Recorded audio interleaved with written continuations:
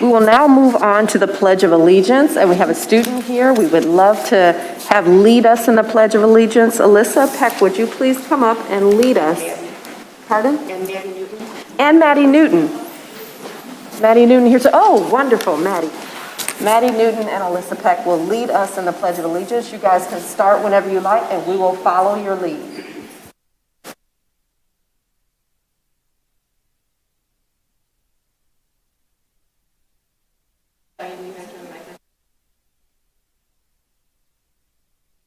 There we go. Okay.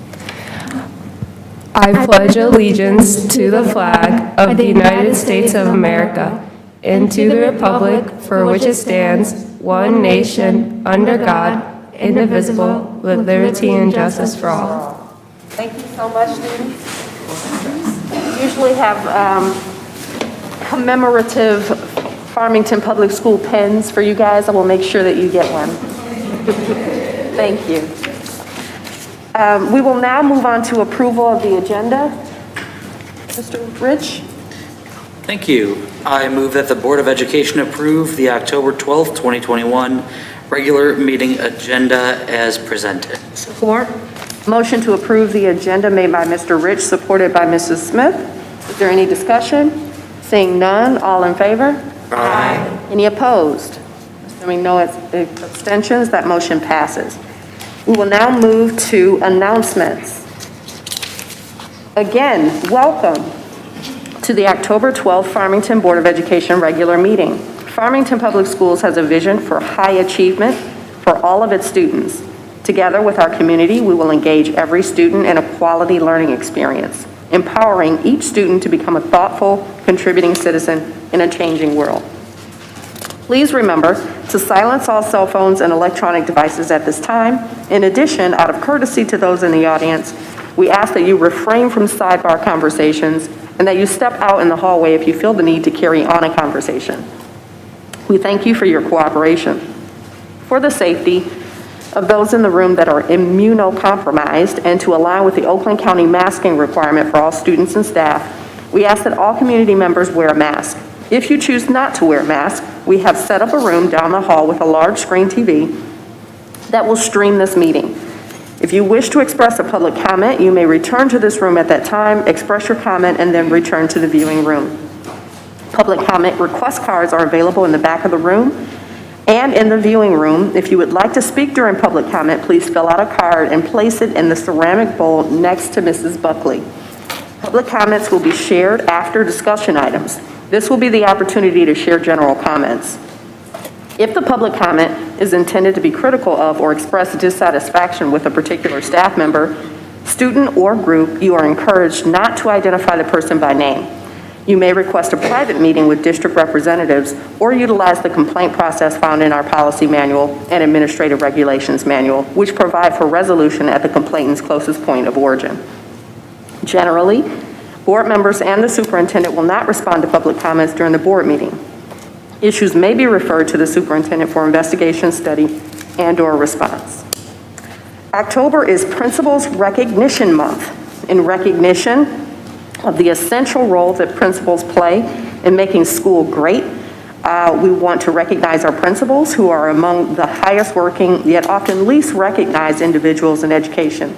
Thank you especially over the past few years in leading our schools through a pandemic, being an active listener to our students, parents, and staff, and forever stepping in wherever necessary to get us homecoming events, to pitch tents, to clean lunch tables, to partner with parents on matters of discipline, have difficult conversations, etc. We truly appreciate you.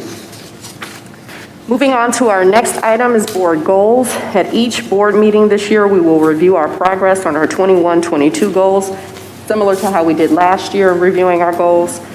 This year we have 4 goals. The first one is related to board education, and right now the board is to be fully trained in the MASB superintendent evaluation tool. By October 5th, we met that goal. That is very good. We have other goals, but at least this month, this is how we are furthering and advancing on that first board goal. The second one is to explore innovation. And so far, we continue to build relationships with other school boards, and we are attending Oakland County School Board Association meetings and DEI meetings. So thank you, board members, for helping us advance on that goal. The third one is executing on vision and strategy. And I know that all board members were assigned strategic planning committees. Those committee meetings have already started, and many of you have already joined. So now through December, our calendar is full with those strategic planning meetings. I've been told that folks are really receptive to having board member participation. So thank you very much for doing that. And finally, around community engagement, the Communications and Community Engagement Committee have met, and they're developing plans for the 2021-22 school year with the aim of having a communications plan and engagement plan by the end of the year. Thank you for that. We will now move to items from the secretary. Mrs. Smith? Thank you, Ms. Weems. The board has received communications regarding the home language and race ethnicity survey. Communications are acknowledged, and when appropriate, a response is provided.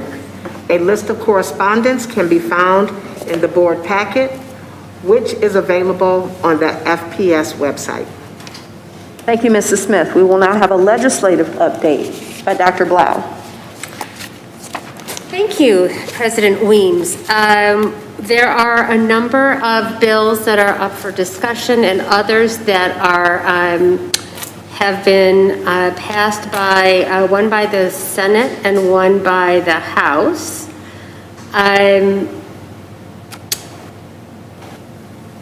Some of the details have to do with how to count pupils, especially during the 21-22 school year because of COVID. And are we able to count students who are out because they've been quarantined? So there have been some adjustments to the record keeping around that. Also some discussion of whether or not school districts can choose to start school before or after Labor Day. Those are the highlights. There are also some bills have been introduced around cybersecurity, and I will report on those as those come to the forefront. Thank you, Dr. Blau. We will now move to district updates, and I will turn to Dr. Delgado. Thank you, President Weems. It is my sincere pleasure to have two recognitions this evening before we move on to other observances. So first is a student leadership recognition for Alyssa Peake. And Alyssa, if you wouldn't mind coming up to the podium, and then you can stand there while I talk about you. Alyssa Peake, a senior at North Farmington High School, held a ribbon-cutting ceremony at Kenbrook Elementary School on Thursday, September 24th, to showcase the diversity and social justice library she created for the school. Due to her strong leadership skills, last spring Alyssa was honored with a leadership award through the Farmington Hills Optimist Club. In conjunction with the award, she received a $250 stipend to do something good for the community. It did not take long for her to determine what she wanted to do. Alyssa stated, "I knew that $250 wasn't going to cut it for my plans." And if you know Alyssa, you know that that's true. Therefore, she created an Amazon wish list of books and solicited donations from family and friends. After weeks of receiving books, posters, and puzzles, she had gathered more than 250 books about racial injustice, equality, diversity, and the importance of civic engagement and climate change, with a total value of more than $4,500. Since her sophomore year at North Farmington, Alyssa has been on a mission to reboot a pretty inactive diversity club. The re-energized club reads books now, holds talks about race and the significance of teaching younger children about diversity and change. Alyssa said, "I believe that the earlier we reach children and teach them about acceptance, diversity, equity, and social justice, the more likely they will become responsible and active citizens who are loving, kind, and accepting of others." That is why she decided to start a diversity and social justice library at her former school, Kenbrook Elementary School. She said, "This project is really important to me because when I was younger, I did not see myself, my family, or other races or ethnic groups represented in books. Now there are so many more books available. Unfortunately, some kids never get to see them because these books are not in their schools, media centers, or even community libraries. I'm thankful to be a part of the community that is inclusive, that promotes activism. Alyssa stated that she could not have done that without the help of several district administrators, including our very own Dr. Bobby Goodrum, Assistant Superintendent of DEI, Joe Green, Principal of North Farmington High School, Tanya Corbett, Assistant Principal at North, and Dr. Julie Kaminsky, the Principal of Kenbrook Elementary School, as well as Amy Simpson, the Media Aide for Kenbrook. Congratulations, Alyssa. Farmington Public Schools is grateful for your leadership and your kindness, and we're very, very proud. And with that, we have a certificate for Alyssa.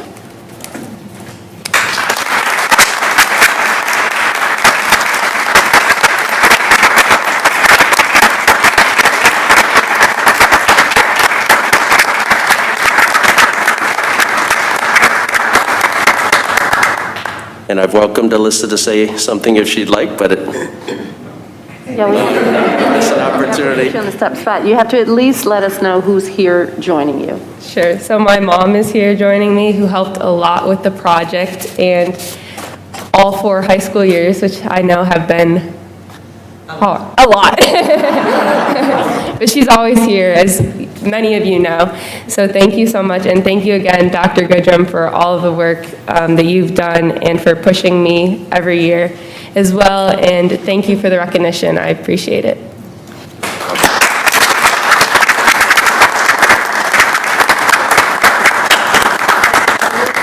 I just wanted you to know that several board members became aware of what you were doing even before the announcement came out, and were just so interested in meeting you.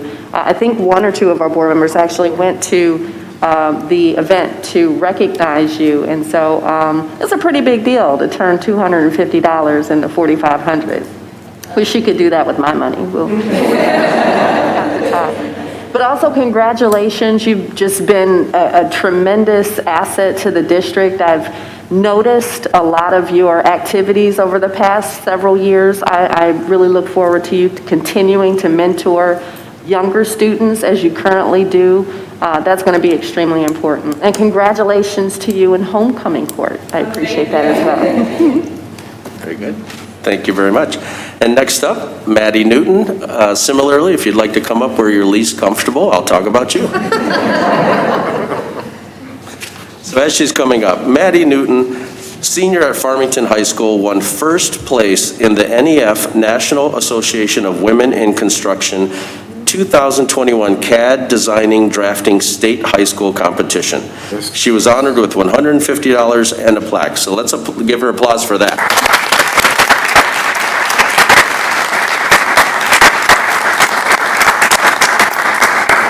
Each year, students in Christine Trent's architectural design class enter the NEF NAWIC high school competition as a component of the class. This year, students were asked to design a townhome in New York City for a family with 3 children. Competitors were asked to follow very specific competition design requirements and New York City building restrictions. Maddie created a cost-effective, eco-friendly, and sustainable 5-story New York City townhome. Her townhome included solar panels, a garden on the roof to grow your own food, and recycled furniture, door, and windows.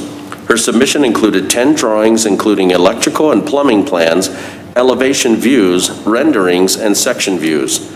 Winners were evaluated based on their creative design, successful problem solving, and craftsmanship in preparing architectural drawings.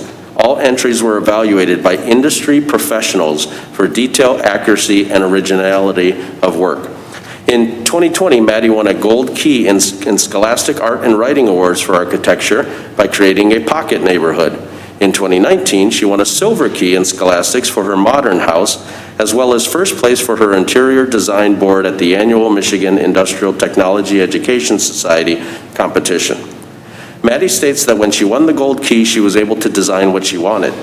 This year, the competition had numerous design specifications and requirements which required a lot of additional work. Maddie says, "It was a great opportunity to be able to apply these principles to a real-world design problem. I like to challenge myself to create unique designs. It was fun to design a house with real-world restrictions like an architect would." Maddie is currently applying to colleges looking to major in creative writing and utilize her design talent in theater. Maddie put a lot of thought and work into her design, stated her teacher, Chris Trent.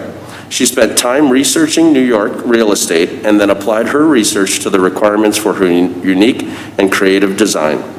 And one final piece before we congratulate her, I just want to reiterate, she was evaluated by industry professionals and won first place. So congratulations, Maddie. You have a very bright future ahead of you, whether it's architecture, creative design, or creative writing, as we talked when I met you, or whatever your future endeavors are. Congratulations, Maddie.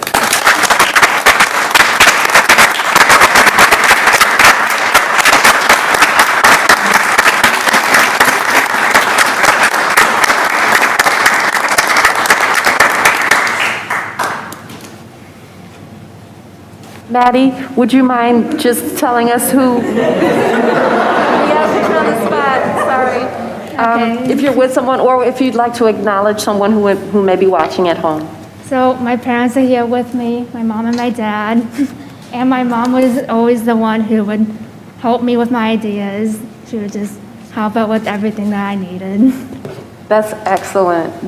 Just winning an award at the national level is a tremendous accomplishment. I hope everyone realizes what a tremendous accomplishment that is. I really appreciated hearing about your talents, both in design and architecture, interior design, and even writing. And I really look forward to what the future holds for you. Thank you. Thank you so much for representing Farmington Public Schools well. Thank you.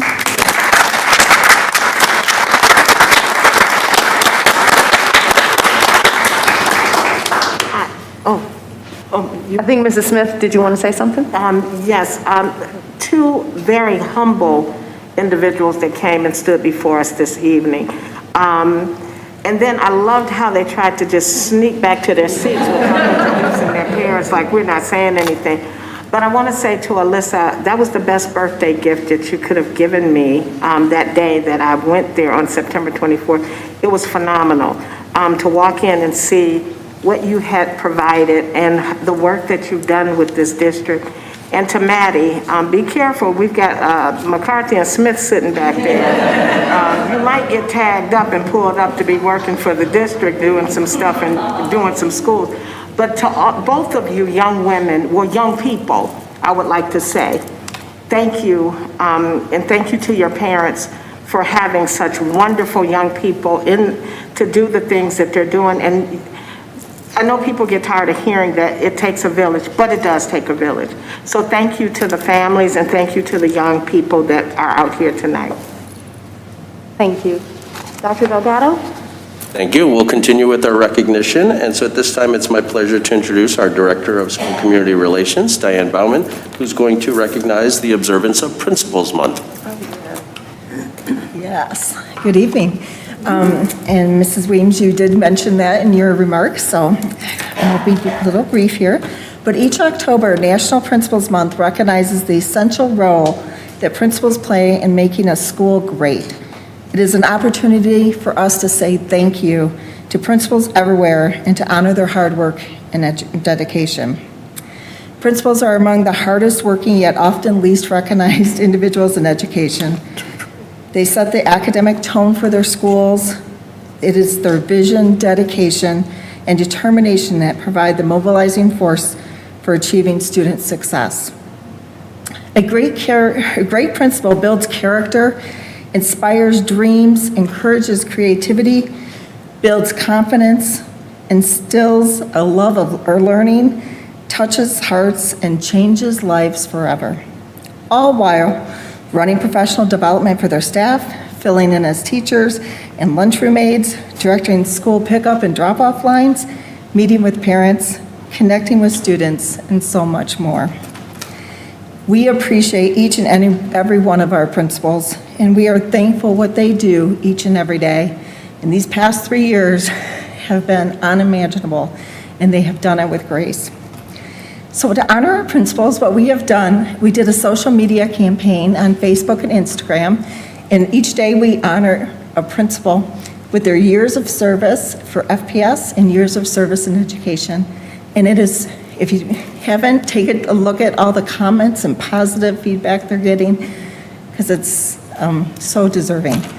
So thank you.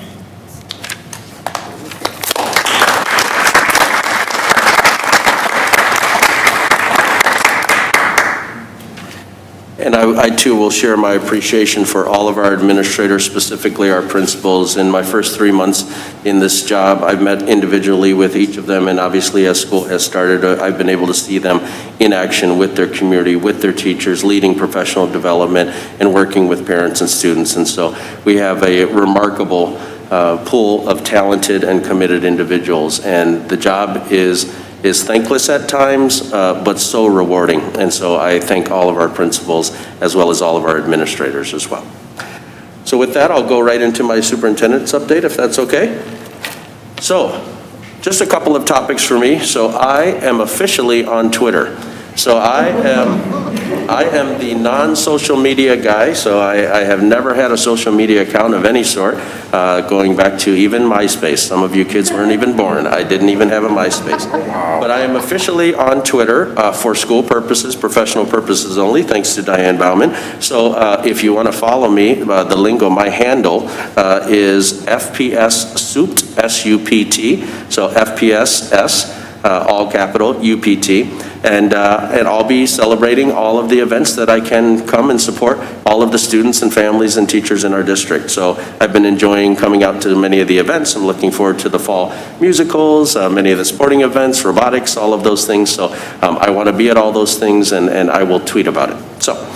The second thing is I am so excited about the launch of our strategic planning initiatives. I want to thank Dr. Kelly Coffin and Dr. Goodrum for her work with the equity as well, but they have really kind of launched our strategic planning initiatives. As you know, we have 8 subcommittees, 5 goal areas, 8 subcommittees, and they are meeting every week. And so this board made it a goal to attend. I've been on almost all of the committee meetings virtually, and it's so nice to see our board members there. I know people are very appreciative that we're all aligning our efforts towards strategic planning and having the systems in place. So I'm very excited about that, and I want to thank the board members for being there.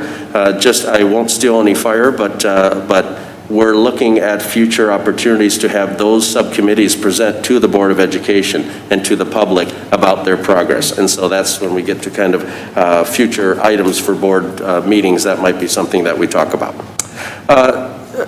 Just take a little bit of a turn. I met this morning with our school liaison officers. So here in Farmington Public Schools, we have 3 school liaison officers, and as well as Dr. Tyrone Weeks, who's in charge of safety and security. The purpose of the meeting was really to talk to them about their support of educational programming in the schools, that the ideas that they have not only for things like ALICE training and the active shooter preparation that they've done. A lot of this was put on pause during COVID, but now that we're moving back towards kind of a hopefully post-COVID world, they are recommitting to the ALICE training, the preparation, but really the educational programming. And so I have, in 5 districts I've worked in, I have worked with school resource officers who really understand the purpose of a liaison is to decriminalize youth behavior, to be a resource for students, to be a resource for families, to be someone that you can talk to about the implications of your actions, and they're not there as a police officer that's looking just to get kids in trouble. So I'm very excited about our conversation with them and the role of police in the community and their educational presence in the schools from elementary to middle as well as high school.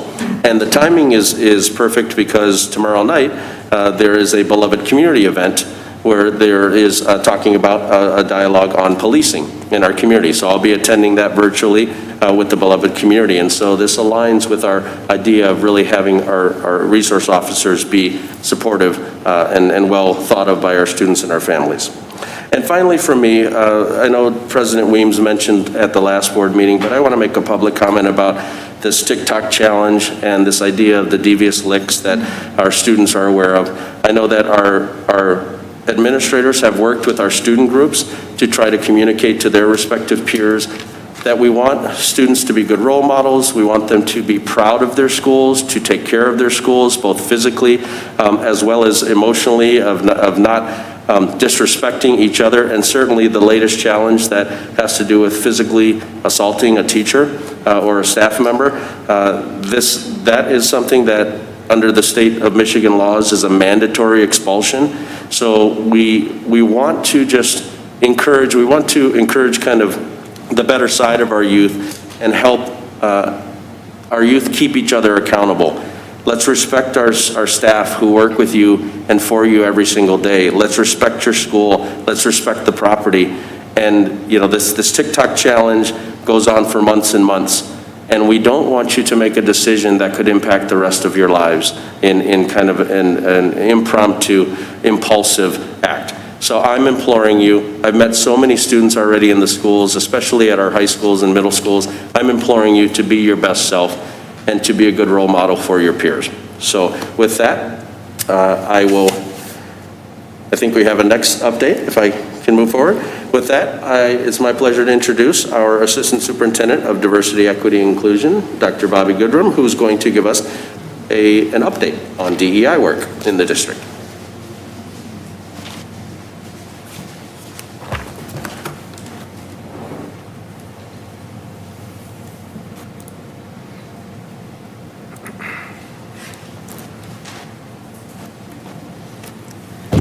Good evening.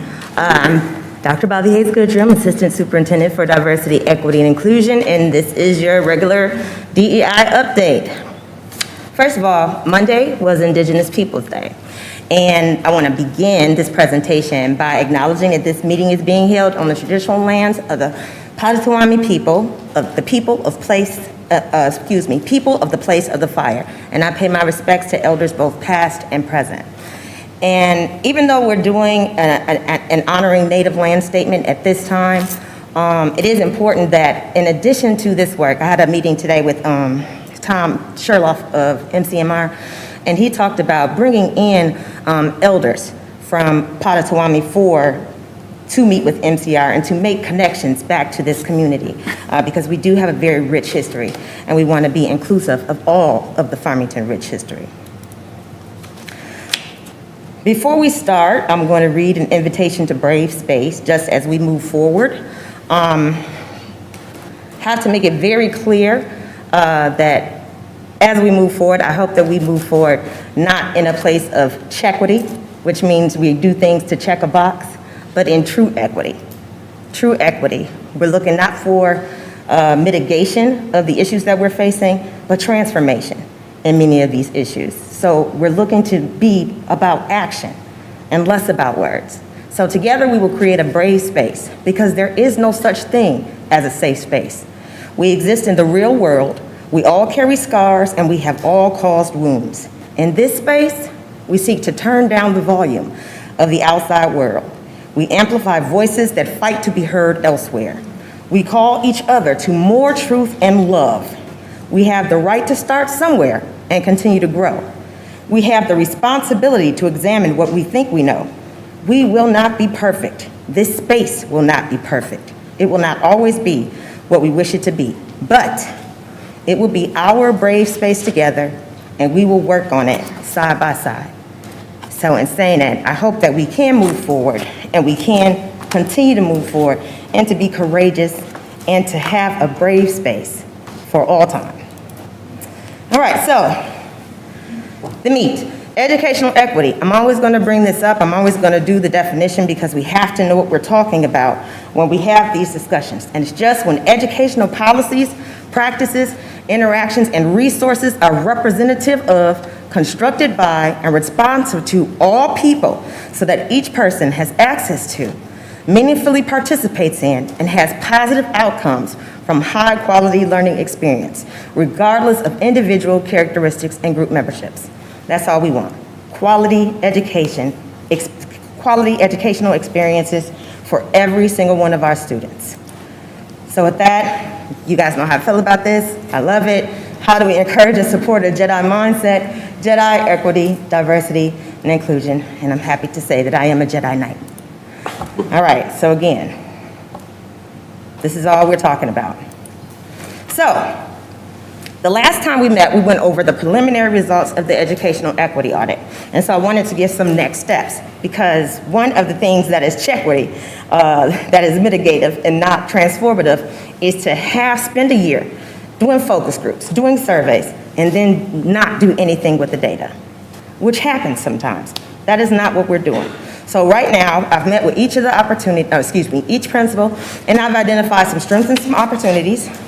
The results are listed on our district website and our DEI page. And so next, our school administrators are going to share audit information with their teams and begin working on action plans focused on the critical practices as follows. So I'm just going to go over these briefly because this is a lot, and board members, you have this in your package. So I hope that you will take the opportunity.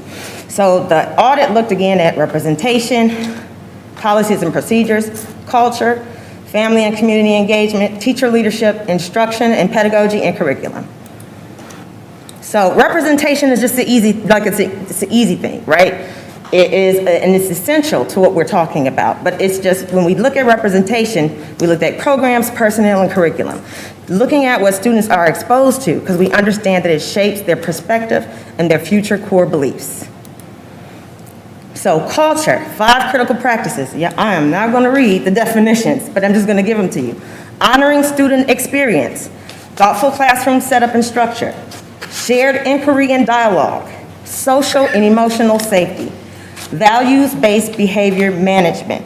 And I'm just going to go over this one just a little bit because, again, this is some of the work that we've been doing. So, again, safe, inclusive communities by enforcing high standards for respectful interaction, incorporating student-generated discipline policies, teaching conflict resolution, and actively addressing all instances of bias, bullying, exclusion, or disrespect. Family and community engagement, the 5 critical practices that we evaluated and that we'll be working toward. Culturally sensitive communication, inclusion of family and community wisdom, increased connections among families, use of local resources, engagement with community issues and problems. For teacher leadership, we looked at self-awareness and cultural competency, speaking up and responding to prejudice, bias, and stereotypes, building alliances, leading beyond the classroom, and ongoing reflection and learning. For instruction, we looked at critical engagement with material, differentiated instruction, cooperative and collaborative learning, real-world connections, and again, values-based assessment, evaluation, and grading. Again, looking for authentic tasks and student positioning, which you know those are our focuses for this year, but really positioning our students to have more voice. And so within the social justice standards, we looked at identity, and again, this is, let me try to find and there are 5 standards for identity. You can look at those, and those will be available to you, but it's just students will develop positive social identities based on their membership in multiple groups in society. Students will develop language and historical and cultural knowledge that affirms and accurately describes their membership in multiple identity groups, so on and so forth. This is really just about all of our students feeling proud of themselves, all of our students being affirmed. Again, nothing that we're talking about is about blame or shame. It is about making every student feel safe and making every student feel affirmed. In diversity, students will express comfort with people who are both similar to and different from them, and engage respectfully with all people. We've talked a lot about civil discourse and the fact that we will not always agree. What we focus on is the ability for our students and our community members to participate in civil discourse, to be able to agree to disagree respectfully. Justice. Students will recognize unfairness on the individual level and injustice at the institutional or systemic level. Students will analyze the harmful impact of bias and injustice in the world historically and today. And these standards are also part of the social studies standards. Action. With an action, the focus is on helping students answer the question, what can I do about unfairness? Students will express empathy when people are excluded or mistreated because of their identities, and concern when they themselves experience bias. Students will recognize their own responsibility to stand up to exclusion, prejudice, and injustice. Students will speak up with courage and respect when they or someone else has been hurt or wronged by bias. Students will make principled decisions about when and how to take a stand against bias and injustice in their everyday lives, and will do so despite negative peer or group pressure. Students will plan and carry out collective action against bias and injustice in the world, and will evaluate what strategies are most effective. A lot of the action that we have going in our district is student-driven. Our students have done a phenomenal job of planning our diversity conferences, planning fundraisers to get, social justice and diversity libraries, having their own clubs and things and taking a stand, whatever their stance is, and going about their advocacy the correct way. Other activities that we have going on this year, we have lots of stuff going on this year. So we're starting the MSAN. As you know, we have been a part of the Minority Student Achievement Network from almost its inception. We were one of the first 2 districts in Michigan. They have the Social Justice Collaborative for middle and high school students, which students, choose to participate in. It's a monthly meeting. Not all, but many of our central office staff are involved in the Beyond Equity training by the Michigan Association of School Administrators. So we're doing a lot of, these are all professional developments that are occurring within our district. More professional development, but also community support services is working on a parent university. I believe they're starting with Lanigan. Based on some of the focus groups, there's still some training our parents are requesting, and so our new community support services will be assisting with that to make sure that our parents, we are including all of our parents, and that we're giving them the tools that they need to successfully navigate our schools. We still have our diversity clubs, the Farmington IDEA, even though I might try to convince them to change it to the Farmington Jedi Council. The kids came up with it, but I'm not gonna unilaterally change it. But also, we will still be holding our diversity conference in the spring. As you know, we hold it every year. Districts from around the county come to see us or come to participate. Our students plan and facilitate that conference. I will be providing some additional trainings, like to give more information on the equity audit to communities, to community groups as requested, because some of the groups have reached out and wanted more information. So we'll be doing that. And we're going to have mental health awareness events, both this fall, so I think we have something coming up in November, and in the spring. Also, just things with collaboration. There's no part of our district that is not touched by DEI. So we're working with strategic planning. We're working with HR and looking at, recruitment and retention of staff. We're working with instruction on building our diverse text and adding to all of our libraries. And our pièce de résistance for now is our 21-day equity challenge, which we will be doing between November 1st through November 21. So we are doing 21 days straight. Now, even though our challenge is similar to that of like Debbie Irving or Eddie Moore or the United Way, it is very specific to Farmington. It talks very specifically about Farmington's history and also our student groups that we have representative in our community, our student and family groups. So we're going to start promoting it. So registration, I believe, is going to start hopefully next Monday, but surely next week. Every week in the 3 weeks, we will have a 1-hour weekly wondering. So it will be a Zoom meeting where people can come in and reflect. It'll be facilitated and reflect on some of the activities for that week. And so I am going to give a shout out to Claudia Heinrich, who participated in a couple of 21-day challenges last school year and wanted not to just do one with the board or not even just one with the staff, but this is for the adults in our community. Anyone can join this challenge. Anyone can register for it. Anyone can participate. So that's that. And that's it. That was not as long as I thought it was going to be.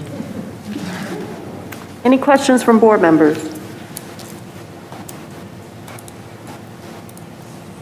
I just want to thank Dr. Goodrum for putting together this 21-day equity challenge. I'm really super excited to participate. Like you said, we did it through Oakland County School Board Association and then United Way. So the effort that you have put into this and the things that you're doing, it's just, you don't cease to amaze me. So I'm super excited about that, and I encourage our community members to look at it. And it's not a big commitment, and if you can't do something every day for 21 days, don't let that deter you. It's just do what you can, and every time, and it's just really educational, informative, gets you to think. And the big piece of it is you're having this opportunity for dialogue. And you said something that you're going to have a Padlet posting too? Yes, so every day, so we'll have the weekly wondering, which is the Zoom meeting, but we'll also have a weekly reflection opportunity for people to participate that way. Say if they're not able to do, I'm thinking just based on my life that I'll have to do these weekly Zoom sessions on Fridays, like at 6. And so maybe if people wanted to, reflect, anonymously, but they weren't able to participate, they'll still have that opportunity. And every day, I endeavor to keep, there are some pieces that are longer than others, but none of the activities should be longer than 30 minutes. So most of the time, it's a 10-minute or a 10-minute article read or a 10-minute video or something like that. So, but there are some longer pieces, so I can't say that it's usually going to be less than 15 minutes. It'll go up to 30 probably. So thank you for doing this. It's amazing. Thank you. Oh, Mrs. Smith. Dr. Goodrum, thank you so much for bringing this presentation to us and allowing the community to take part in our diversity and equity education. Our students are learning it. The community is learning it. Our city council in Farmington Hills is even working on doing equity and including everyone in these conversations.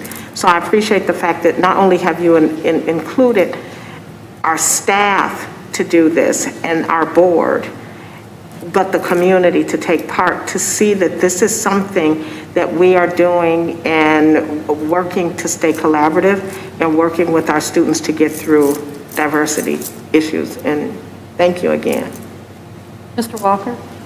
Yes, I also want to thank you, Dr. Goodrum, and also want to thank you, Dr. Delgado, because of the frequency of these updates and keeping this in the forefront of our minds as a priority for our district as a whole. And I really appreciate this demonstration of this being a priority for reshaping and transforming our entire district. I appreciate the musical accompaniment with that as well.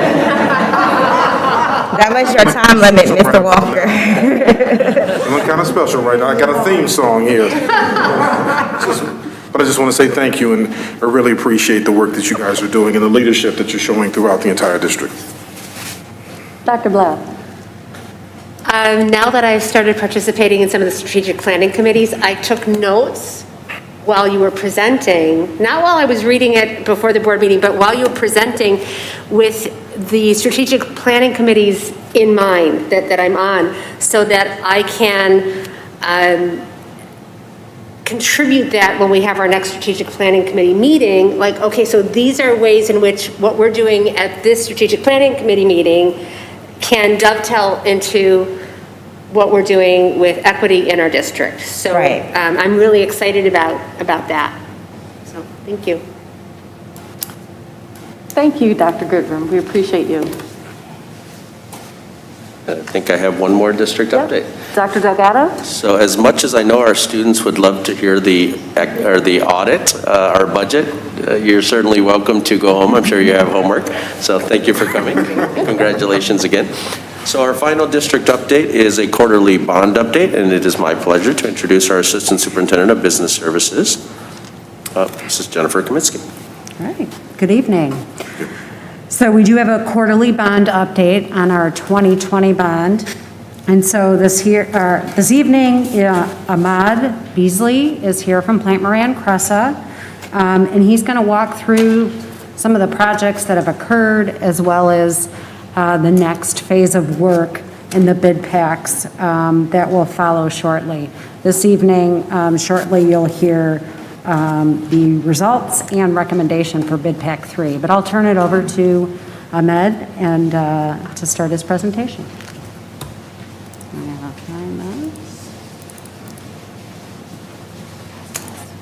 It's not coming out. Not working.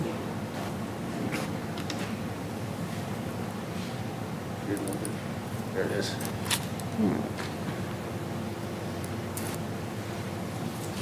As she's getting the presentation ready, I just wanted to thank again our business department for all of their hard work. I won't steal their fire, but you're going to see very shortly how they continue to be acknowledged for the wonderful work that they do in keeping us in good financial circumstances. So, thank you. Thank you. And before you start, I just also want to tell board members that this information is included in your packet. I like to print mine out because it's very tiny on the wall. So if you can't see it, it's in your board packet. Yeah. Thank you. Thank you. President Weems, board members, and Dr. Delgado, thank you for having me here today. You're probably used to seeing my colleagues, Paul Wills and Scott Smith, but today is my pleasure. It's my pleasure. But I didn't get a chance to shoot my shot, though, to the young people who got their awards today, because Moran Cressa does look for financiers and architects as well, too. So we want to be in that mix as well. But thank you all for having me here today. I'm just going to go through at a high level this dashboard here. You do have it in your packets. I'm glad I brought a hard copy myself, so I can see as well. Just up in the right left-hand corner is just a reminder, a graphical reminder of how the bond is split up to $98 million between construction, fixed furniture and equipment, which is FF&E, buses, and technology and security. That moving over to the table on the right-hand side there, top level is just a numerical equation of those percentages.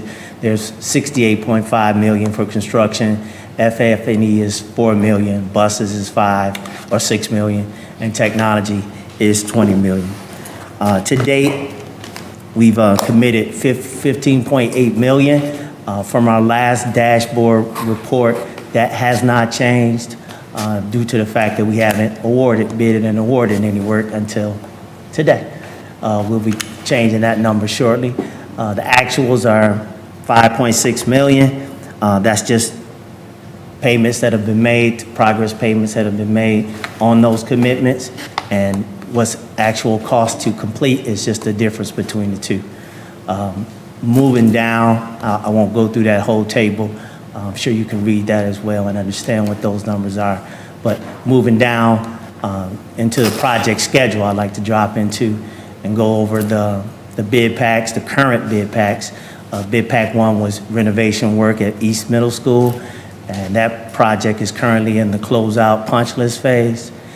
Bid pack 2 included renovation work at Forest Gill and Lanigan, as well as Farmington High School, which was purely site work, and North Farmington, which was site work as well, some paving work that was done. Those two projects, the paving work is complete. As far as the renovation work at the elementary schools, we did start that work this summer, progressed through that this summer, but that work is going to move into the school year, well into the school year, and we are in the just started our third week, of what we call the swing schedule or exchange schedule, where we're taking over certain classrooms. We're allowed that, thankfully, to take over certain classrooms to get work done, have furniture moved out, do the renovation work, move back in. Thankfully, the staff at each of those schools have been very helpful and cooperative, understanding that without a little, progress, we can't get any progress done without a little bit of disruption, and they definitely understand that, and we appreciate that as well. By all accounts, it's going fairly smooth. We're working it out there. There are obviously some challenges to try to make sure the logistical portion of moving out furniture, doing renovation work, and then moving back in is a little bit challenging, but I will say the project team and the staff are working well together to make sure that's a smooth operation. For current projects, that's pretty much it, but I would like to say, and I would be remiss if I didn't give kudos to the project team, which included FPS representatives, Wakely Associates, and McCarthy and Smith, as well as Plante, Moran, Cressa, and getting through the summer work. As you all probably know, that construction is impacted by COVID, just like every other industry is, and it's been very difficult to get materials, get equipment, get qualified labor in that market. That volatility makes it very difficult. We get commitments from different suppliers, different contractors, but that information could change the next day. But I will give kudos to the project team for working together to come up with contingency plans to deal with any possible issues that may come up, and even some things that we didn't really foresee. We had an issue where a rooftop unit didn't come in on time, but we provided temporary AC units for the media space over at East Middle School. So things of that sort, the project team worked diligently to try to make sure we did as much work as we could on the front end to have a contingency plan to deal with any of the volatility that we're experiencing. And unfortunately, we don't see that coming to an end soon, so we'll continue to do that as we move forward in the renovation work and the work throughout the bond program. So moving on to upcoming projects, Bid Pack 3, which is renovation work over at Farmington High School. You'll see that come before you as an award recommendation tonight. Bid Pack 4, which includes renovation works at Hillside Elementary, Longacre Elementary, and Wood Creek Elementary. That's interior renovation work, as well as some HVAC and electrical work as well. That is out for bid currently. Bids will be due at the end of this month. We expect award recommendations to come before you in November, and that work is anticipated to start in the spring. Anything that we can start early, that we don't disrupt school operations too much, and that staff and administration allows us to do, we try to do as soon as possible. But that work will hopefully start in the spring. Some of it will, and continue on through the summer of next year. Bid Pack 5, which is other interior renovations over at Power Middle School. That project is currently in the final stages of design, and we anticipate putting that out to bid in November. Expecting award recommendations before you in December.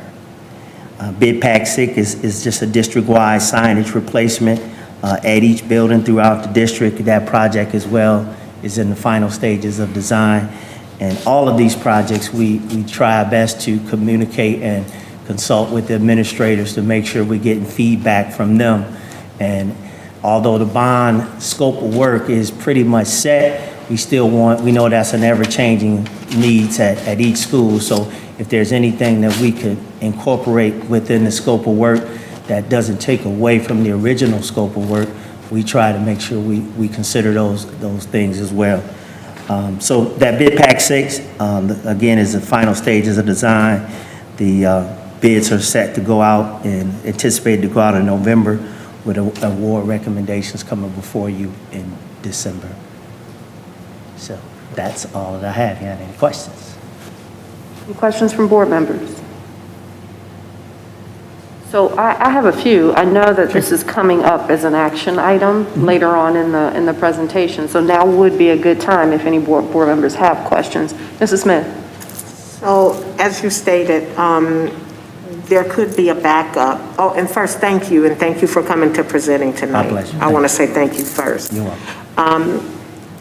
So when you say that so for example, because I've been through this with ordering something and it's on back order, if it constantly is still put on a back order, will they give you something how can I say this? In the same, so say you need flooring and you wanted a real nice laminate floor. Would they substitute it for something just as good? The quality of the product, and how is it with our cost? I'm looking at you and Mrs. Kaminsky.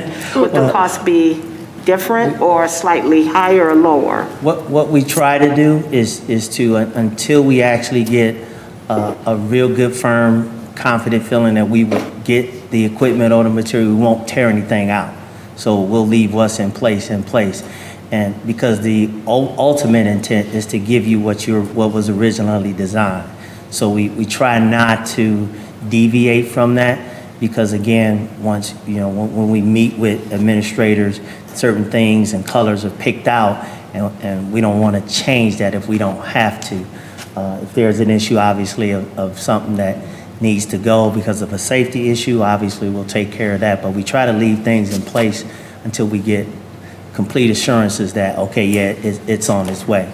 So we don't really want to make any contingencies in that regard, because we still want to maintain what was originally set.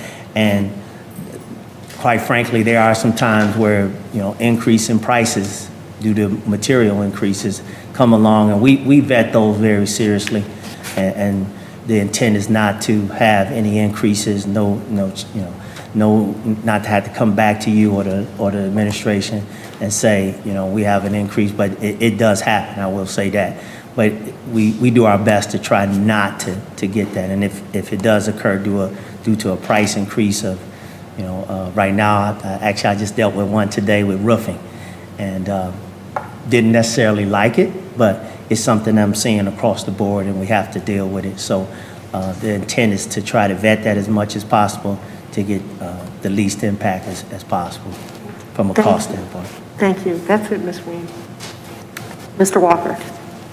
Thank you for your presentation this evening. As you mentioned, everybody's challenged with finding the right kind of people to get the work done, in addition to getting the items needed for the work. Can you speak to, and this is something I brought up in the presentation to the committee earlier, but could you speak to warranties to cover work once work has been completed? Again, this is not a criticism or indictment of any of the labor that will be involved in all of the projects, but once the punch list has been completed and we've walked away, what do we have to look at in terms of being able to come back and handle any kind of need that isn't an act of God in some kind of way for the district as a part of the finances we're putting forth in this? Typically, there is a 2-year warranty, contractor's warranty that's in place, and that starts from the date of substantial completion, which is a date that's agreed upon by all the team members, project team members. So once that date comes about and is established, that 2-year kicks in, and there are different products that have actual manufacturer's warranties as well. So those warranties remain in place. In addition to that, these jobs we require bonds, performance and payment bonds, typically for anything over $50,000. And those bonds are actually in place to protect you for 2 years after the project, 2 years beyond the bond, even the bond program. So those are the protections that we put into place to make sure that you have some assurities down the line that if you fall into any issues, they're taken care of. Thank you. Yeah, you're welcome. Would you mind just describing in general the work expected at Farmington High School? At the high school? I'm going to ask Mr. Phillips, Aaron Phillips from McCarthy Smith to come up. Okay. He's Is more that later on? engaged. Yeah. Okay. Yeah, we can do that later. No worries. In general, though, I think we're all aware that prices are going up. It's becoming more and more difficult to identify labor. I think we should be expecting that we'll see that reflected in proposals. I know that there were 73 responses, which is great, across multiple areas. Is that generally a good response rate? That's a very good response. Again, kudos to McCarthy Smith and Aaron Phillips and his team. They do a good job of calling contractors, letting them know, hey, we got a job out there. They do a good job of promoting your job. So that is a very good response in these times. And even with that, they still have to go through and vet those contractors to make sure they're qualified and responsible. So that is a very good response, I would say, from what I've seen, even from other jobs that I'm working on. Thank you, that's good to hear. Any further questions? All right, Dr. Delgado? All set. Okay. Thank you for your presentation. Thank you for having me. Dr. Delgado, if you could take us through the next district update? I think that's we're the end done. of the district updates. Okay. Yep. I guess now we will move to reports from board committees. Thank you. Yes, I have Finance and Facilities Committee met on October 5th. Myself, Donald Walker, and Terry Weems were present from the board, in addition to the district staff and my Moran representatives. We heard about the quarterly bond update. Thank you very much for that. Bid pack number 3 is scheduled for discussion and approval.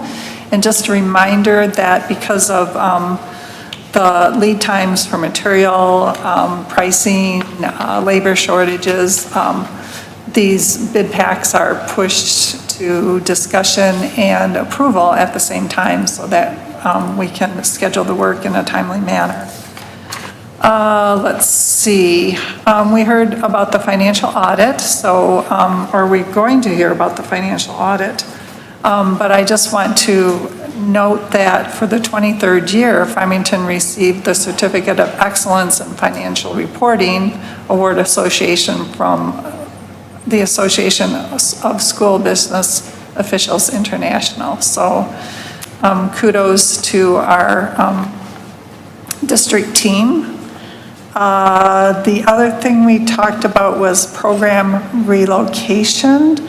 Dr. Delgado said that there might be a possible need to relocate the Visions program due to growing out of their current facility, and so that is being discussed, and we're looking at getting that going as soon as it's needed. There also might be a future need to relocate the Developing Community Services Support Center. That includes family support services and centralized enrollment and ESL support. We had an update on recycling. It's very frustrating that recycling is paused, but it's just things that are going on all over our country right now. But the recycling is not going to affect the green teams in the school. And that is it for the Finance Committee report. Thank you. Any questions? Hearing none, we will move to discussion items, and I will turn it back over to Dr. Delgado. Thank you, President Weems, and I'll turn it back over to our Assistant Superintendent, Mrs. Kaminsky, to talk to us about both the bid pack as well as the Plante Moran annual audit review. All right, thank you. So this evening here with us is Aaron Phillips from McCarthy and Smith to walk through the bid results for bid pack 3, as well as provide the recommendation. So I'm going to turn it over to him to give you that information. Good evening.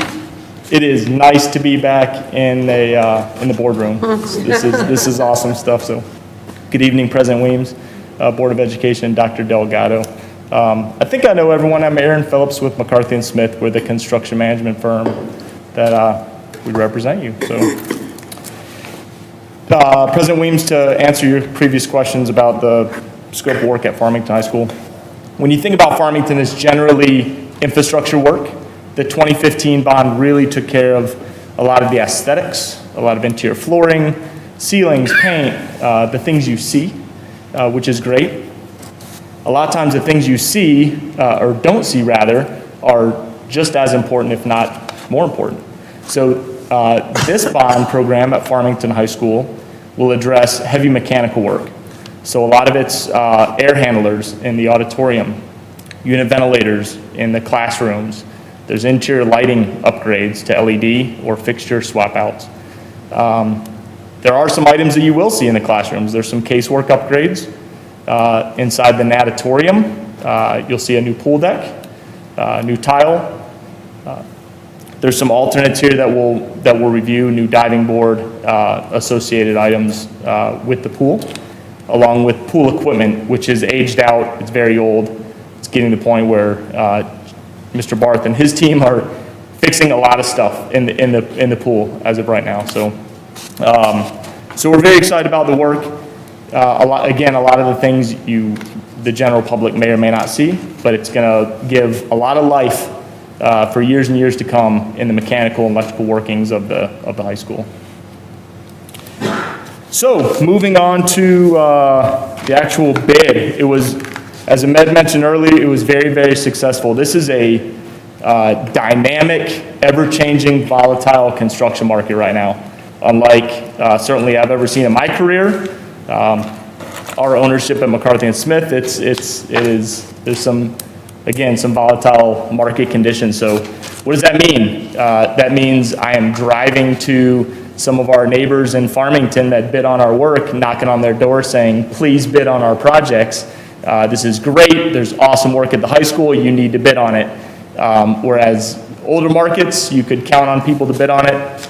We really do a nice job, in my opinion, of calling and soliciting these bidders. The more bidders we get, the more competitive costs we get, the lower the total project costs there are. So 73 bids, as Ahmed mentioned earlier, that's about 4 bids per category, averaging out, which is awesome.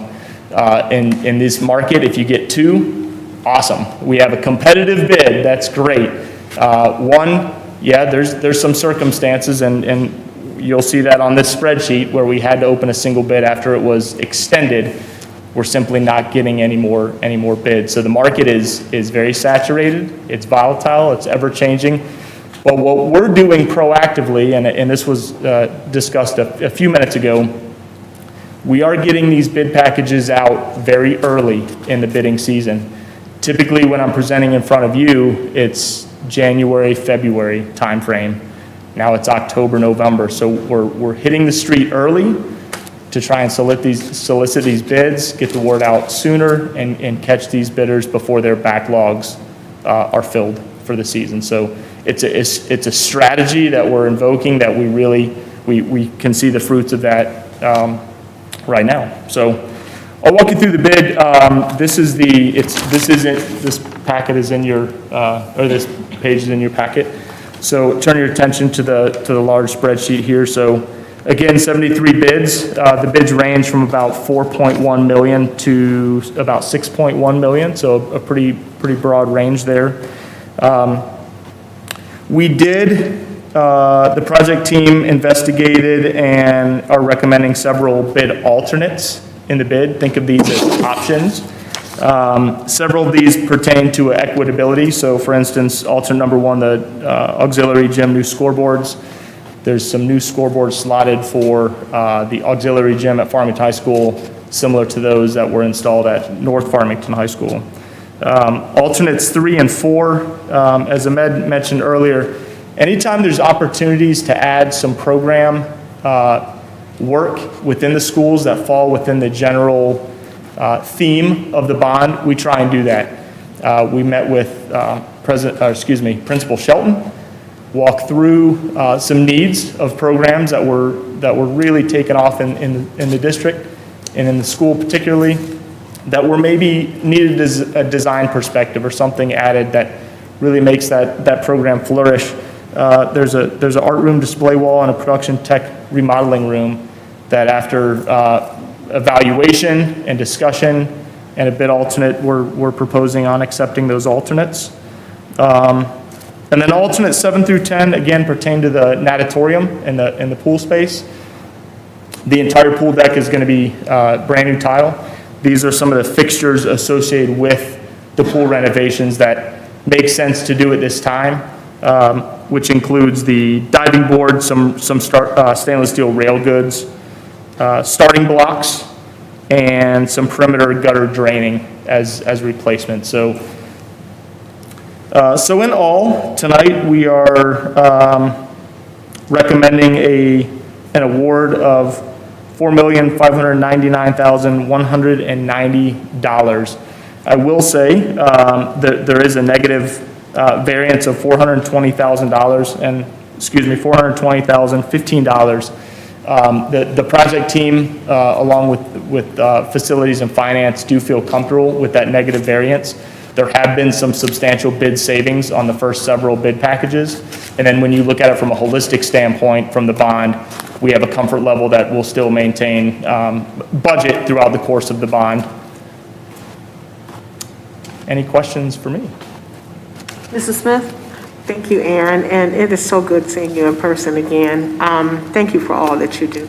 I have a couple of questions. As far as with the gym, how much downtime would a student have, and how long would it take for that portion of that to be done? And then that's the second question is, same with the art room. I've missed the first location of the first part of your question. The gym. When you say the scoreboards and everything, how long will that take? The gymnasium, there's some associated work inside the gymnasium with the mechanical air handlers that we're removing the old air handler in the main gym, the new gym, removing and replacing. That'll be the bulk of the summer. Okay. So we're working with facilities to relocate some summer program there that would be slotted for Farmington High School this coming summer of '22, so that programs throughout the community are not disrupted, or finding a new location for those. The impact of those gyms is substantial, such that we'll need to close that off for safety reasons, and no programs would be able to take place. So, but to answer your question, that would be the majority of the summer.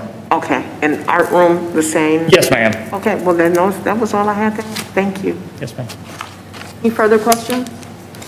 So I just wanted to also provide some context to the board and our public. So all of the work, most of the work, is being conducted based off of a study that was done several years ago. Is that right?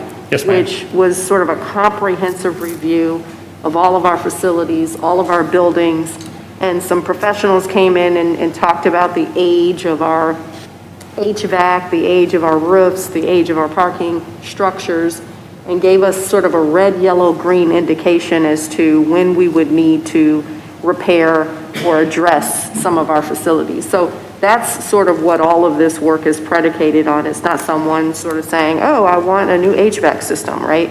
It's based off of that process and again, the overall age and that report that provided for not just the age, but the condition of all of that stuff. In our finance and facilities meeting or committee meeting, we talked a little bit about that and about the need to consider the age of that report. And also, when that report was conducted, I think we were in a different space, with respect to buildings and how we use our space, right? So I think things are becoming a bit more progressive. We're giving some thought to more collaborative spaces. We're giving more thought to maybe even outdoor spaces, right? And ways in which students learn. So I'm just wondering, at some point, whether we'll have some more conversations about what the future of buildings and facilities look like as we make decisions. Not for purposes of this, of course, because we have some real work that we need to do, but I do want to make sure that we're giving that some thought. The other thing that I wanted to mention was that I'm really glad to see every time we have these discussions, I always ask about whether our school leaders have an opportunity to weigh in on what they view as needs for their buildings. So I'm really happy that you're having conversations with each of the principals as you're going through and actually walking through the building to consider that very old report and whatever may be new. So I just wanted to make sure that the board members were aware of that as well.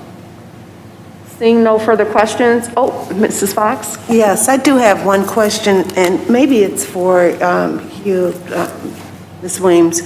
Does the buildings within the district, is there a work cycle, like every 5 years, every 10 years? Is there some kind of cycle, a planning cycle that happens for the district?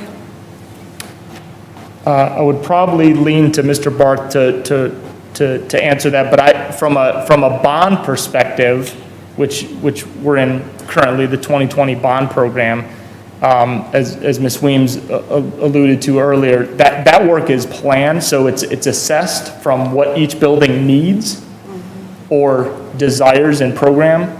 Those mesh, and then a program is set out to outline what should happen at each building.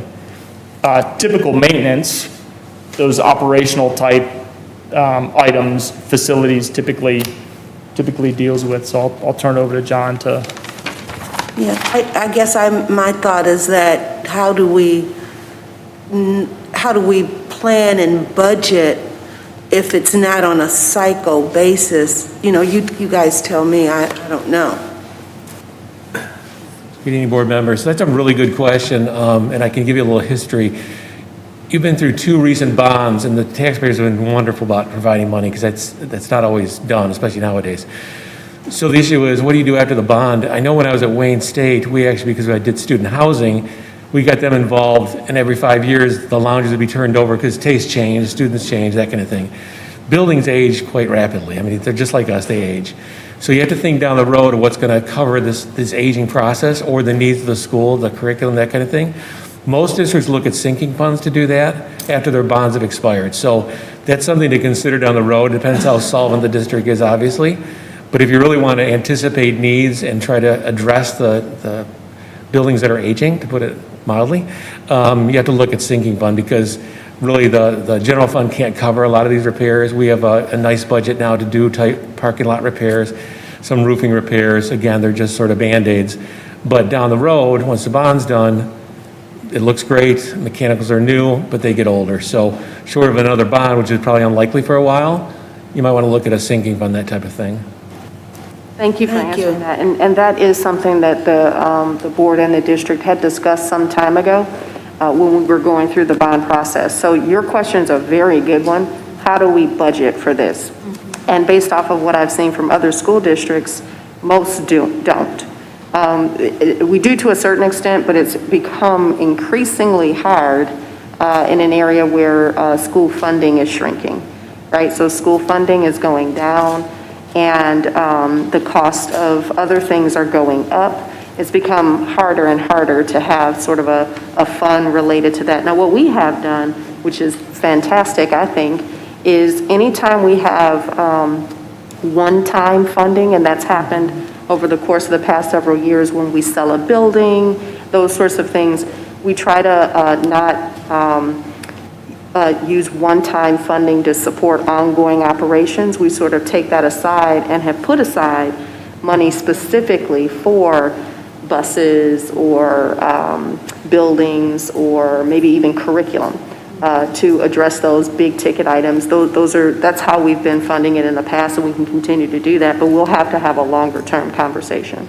Okay. It's a good question. Thank you, Ms. Williams. Thank you. Yep, I was just going to add, as you mentioned, we've been taking those one-time proceeds, putting those into our bus purchase maintenance fund, and we've also been transferring money from the general fund to try and build up that fund so that we have money after the bond ends, and we can continue some of the projects.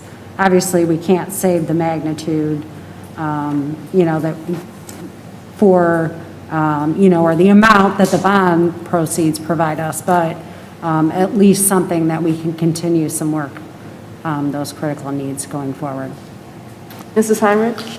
Yeah, I just want to recognize, since I've been on the Finance Committee, I mean, we have millions and millions of dollars in bond work being spent, and I just want to recognize the community and just thank you for investing in our Farmington schools and investing and allowing our district to do this work, because a lot of the work being done is not things that we see, cosmetic. It's things that are the systems that you were describing, and it's really important to provide that environment for our students and that learning environment and a place where our students and our staff can work in under good conditions. So I just want to recognize the community for your investment in the school district, and actually thank you for using the funds with fidelity as far as being responsible and how we're using our resources. Thank you. And with that, we will move to our next item, Dr. Delgado. Thank you. And our next item is our schools of choice discussion item. We actually have the audit. Oh, I'm sorry. presentation, I'm sorry. The Plante Moran. I jumped ahead. My apologies. I know you've been waiting all night. The Plante Moran Annual Audit Review. Dr. Okay. The Well, most thank you. riveting. Yes. Well, there's a graph presentation, so it'll at least be better than numbers. Yay, graphs and numbers. So this evening, I'm pleased to welcome Plante Moran to present our financial report and our financial results for our year ended June 30th, 2021. So the documents that were provided in your packet were the annual comprehensive financial report, the federal awards, the report to the Board of Education, and a copy of the graphs that Plante Moran will be presenting tonight. So I really want to thank Kim Pinchuk. She does the lion's share of this work preparing for our audit, and it really is the entire summer. I also want to thank Carla Swanson and the entire business office for all of their hard work in helping prepare for the audit, as well as the financial statements. And again, this year, the audit was completed in a mostly virtual format.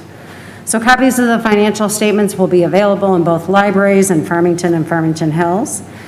And I'm going to turn it over to Nebra Krieger and Jenny Colbo from Plante Moran, and they will walk through the presentation with you.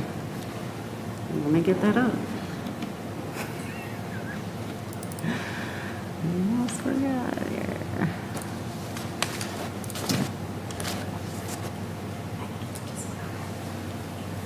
Good evening. Great to see you all this year. Very excited about that.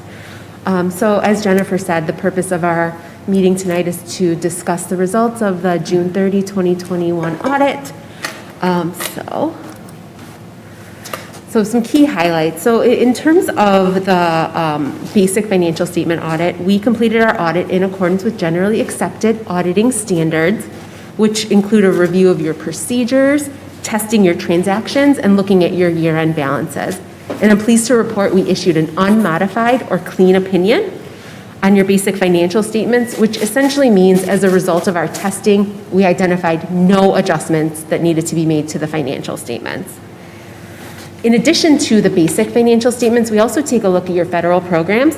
And this year, we audited the Corona Relief Fund, which is a new federal award that the district received this year.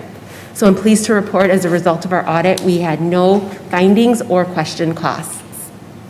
And then finally, the bond, we were just talking about the quarterly update and bid pack number 3. So as part of our audit, we take a look at your bond expenditures to make sure that they were spent in accordance with state law as well as ballot language. So again, pleased to report that there were no findings or question costs as a result of that review. So it was mentioned before as well that you do complete an annual comprehensive financial report. And so not very many districts complete this report. It takes a lot of time, a lot of effort that go into these statements. And as a result, in your report, you have a lot of great information.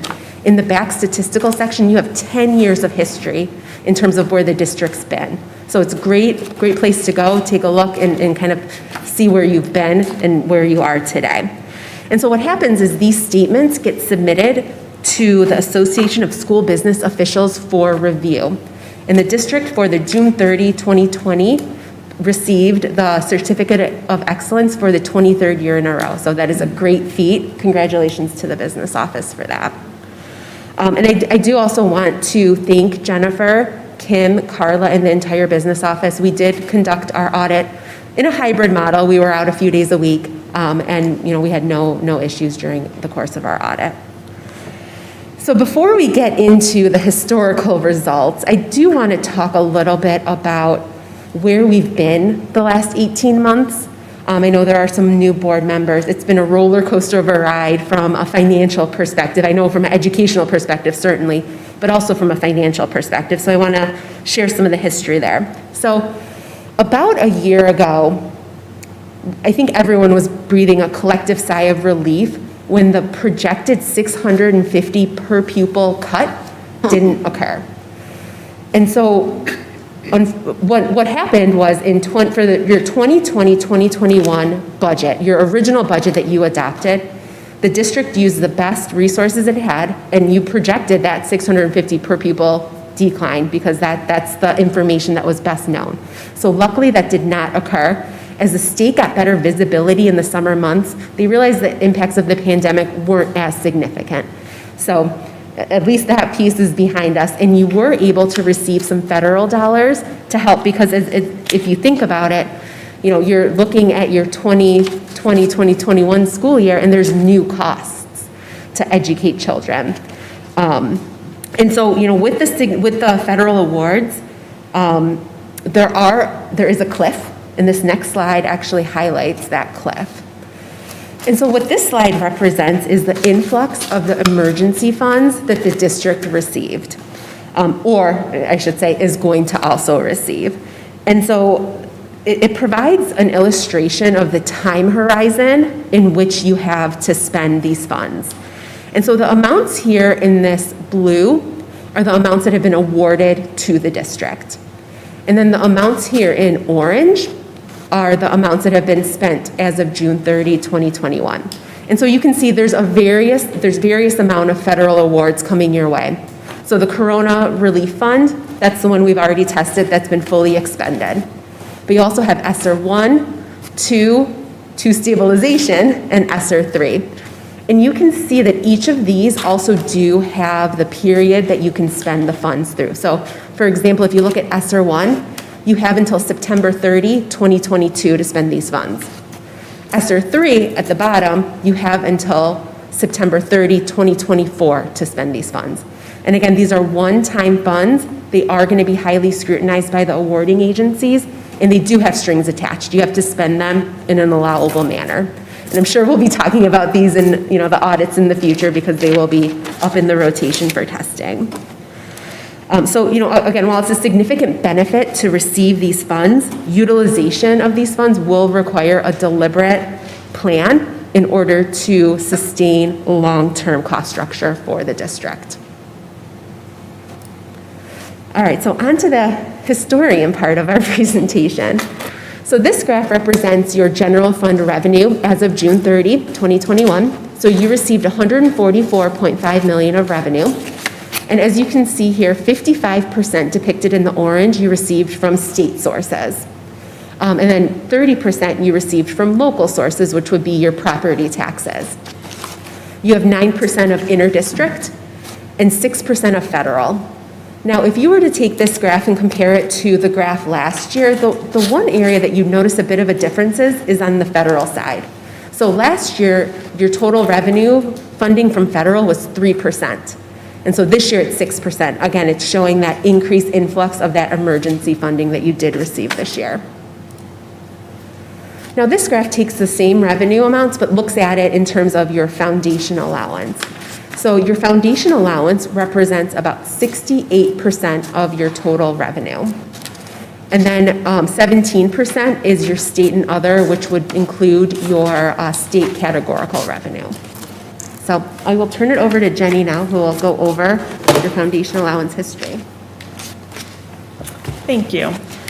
So this slide here is looking at the history of the per pupil funding for the district. Your 2021 foundation allowance remained flat at $10,405 per pupil. That is actually a slight increase from the prior year because that did not factor the $175 per pupil reduction that the district received last year. So the key takeaway from this slide is the district is still making up grounds from the 2008-09 cut. It's making its way back up to the funding level that it was at that time. This slide here is looking at the district's per pupil funding and comparing it to inflation. So the top line is the rate of inflation, and the bottom line is the per pupil foundation funding as a percentage increase. So here you can see the large difference that the district is not keeping pace with inflation. And if you were to turn this into a dollar basis, the current year comparison to inflation is approximately $2,300 on a per pupil basis. And if you wanted to look at the cumulative difference of this, The funding gap between the pace of inflation and the per-pupil foundation allowance is close to $27 million. This is the blended student population for the past 10 years, which is showing the decline the district continues to face in the student population. The 2021 year student population was 9,401, and the decrease from 2020 is actually less than what was expected, and this is due to the way the state changed how they were counting students the past year due to COVID. So really the decrease in students was a bit larger than that. The decline in student population is being seen at every district. This is due to lower birth rates, families not moving out of neighborhoods, people having kids later in life. So decline in student population is being seen everywhere. The next few slides are going to focus on the general fund expenditures. So this is looking at the general fund expenditures by function or how they are being allocated in the district. So total expenditures were $134.6 million. And as you would expect in a learning organization, the largest piece of expenditures are going to instruction at 61%, followed by support services at 36%. This next slide is taking those same general fund expenditures on the previous slide, being shown by object, or this is where the dollars are being spent. And once again, as you would expect in a service organization, your largest component or expenditure is on your people. So salaries and benefits represent about 85% of the district's expenditures in the general fund. This amount is comparable to prior year, and it's also comparable to other districts. Most districts receive at about 80% of salaries and benefits.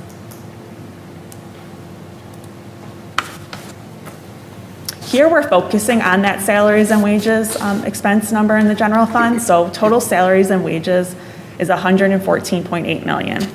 And what this is made up of is 60% of that is going directly to salaries.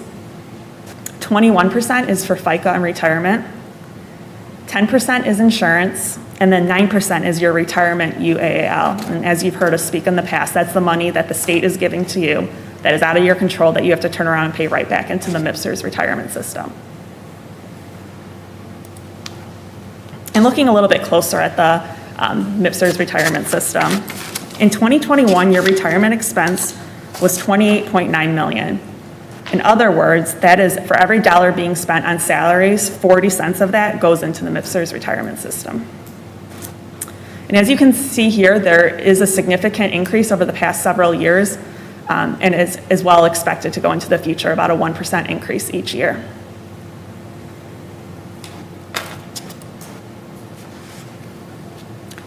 Here we're going to focus on the general fund's fund balance as a percentage of expenditures.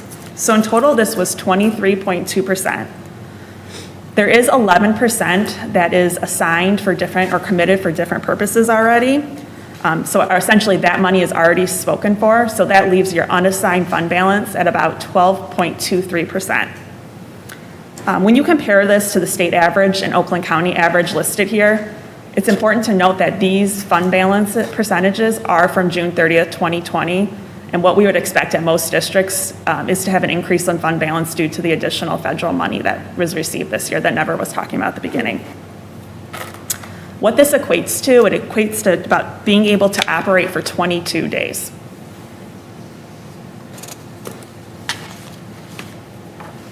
And here are a few bullet points of what the importance of fund balance. It minimizes the need to borrow. So for example, the district's average monthly payroll is approximately $8.5 million.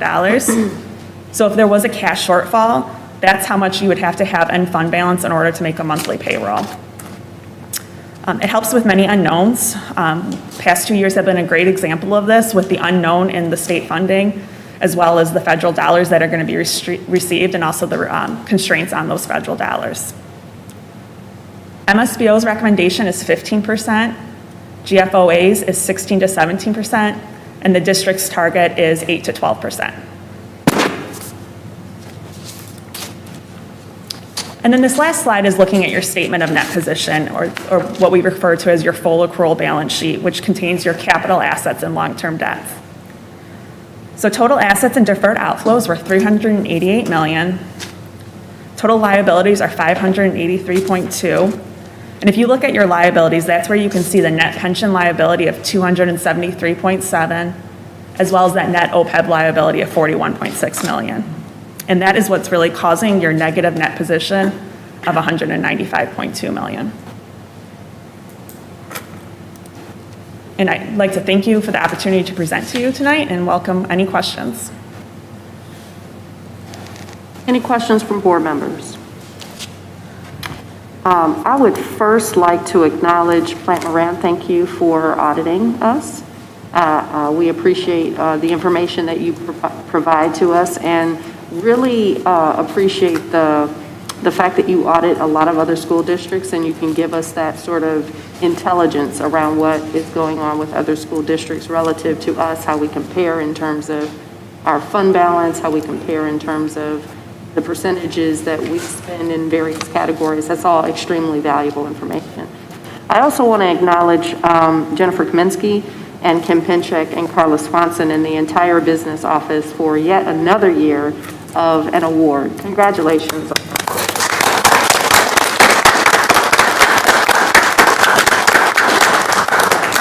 As a CPA myself and former auditor for 20 years, that is a huge deal. That's a huge deal to consistently receive that award. And thank you also for preparing a CAFR. I know that's not required, but it is definitely very useful information. A couple of things for our board to consider. So first, you'll notice that our payroll is our biggest expense, and that makes sense. But if I look at the trend analysis, which is great, see, this is why we prepare a CAFR. Our payroll has gone from about 85 million to about 65 million, it looked like, in one category at least, one subset of our expenses over the past year. So it's going down, which is consistent with our decline in enrollment. But what's really significantly gone up is that amount that we have to pay back, right, associated with pension. That is significant. It's gone from like 19% to 34, 40% in some cases. And so that kind of goes along with what I was talking about before, the fact that, you know, there's inflation, there's decline in our revenues, and there's this increase in pension. So that's made it really difficult for districts to sort of plan for, you know, building improvements and buses and all of the normal things that you would normally budget for, you know, in your personal, you know, budget. And so that brings me to fund balance. So I'm very proud of this district. 23% is a great outcome. I think, you know, we've got some work to do to figure out what we're doing there, and we all recognize that a large portion of that is the one-time, you know, revenues that we don't expect to continue. But there's an opportunity for us where those revenues are not generated from, you know, dollars that are restricted, for us to give some thought to, you know, where we're going to make some investments. I think we talked before about the Finance Committee having to go back and give some thought to what our optimal fund balance should be. We've talked about 8 to 12%. That's up from where it was when I first started with the board. I think there's an opportunity for us to revisit that again, given conditions. I will say when I started with the board in 2015, we were near 6. We're near 6%. So this is a tremendous accomplishment.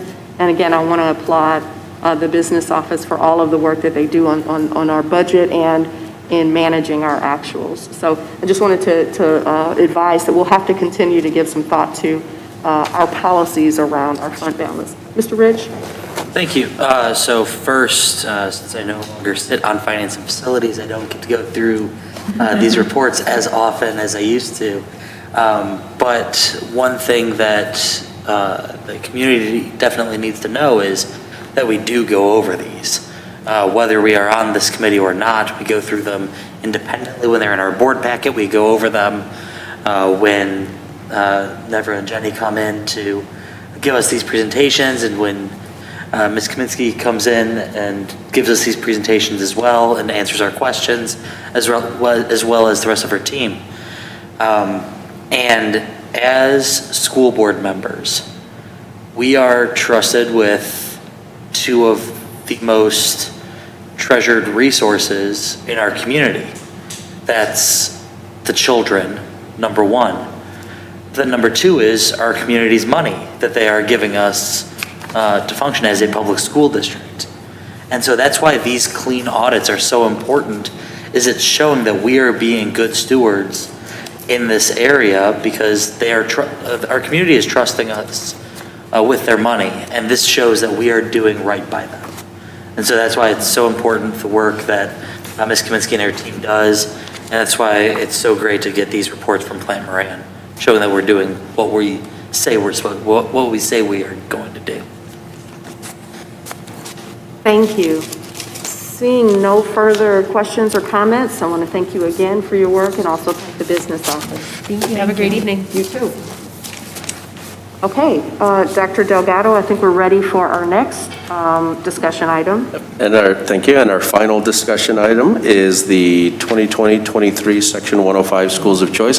I know that Dr. Goodrum sent you a memo describing the decisions based on their Schools of Choice Committee, but she can give us a broad overview, or give you a broad overview, and then answer any questions.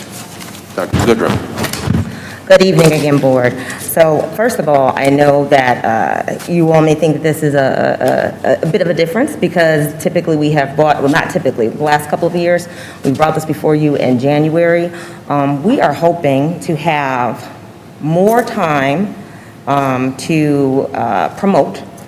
If you all, opt to accept our recommendation, we will have more time to promote our Schools of Choice program, but we will also, once we get all of our Schools of Choice applications, we'll have an opportunity to staff accordingly instead of doing staffing and then have the School of Choice things come and having to regroup and redo staffing. So it really makes sense, and if you look at what districts throughout Oakland County are doing, this new timeline that we're going with is much more in line with that, specifically to allow for staffing. So what we're looking at, our recommendation, so a couple of things are different.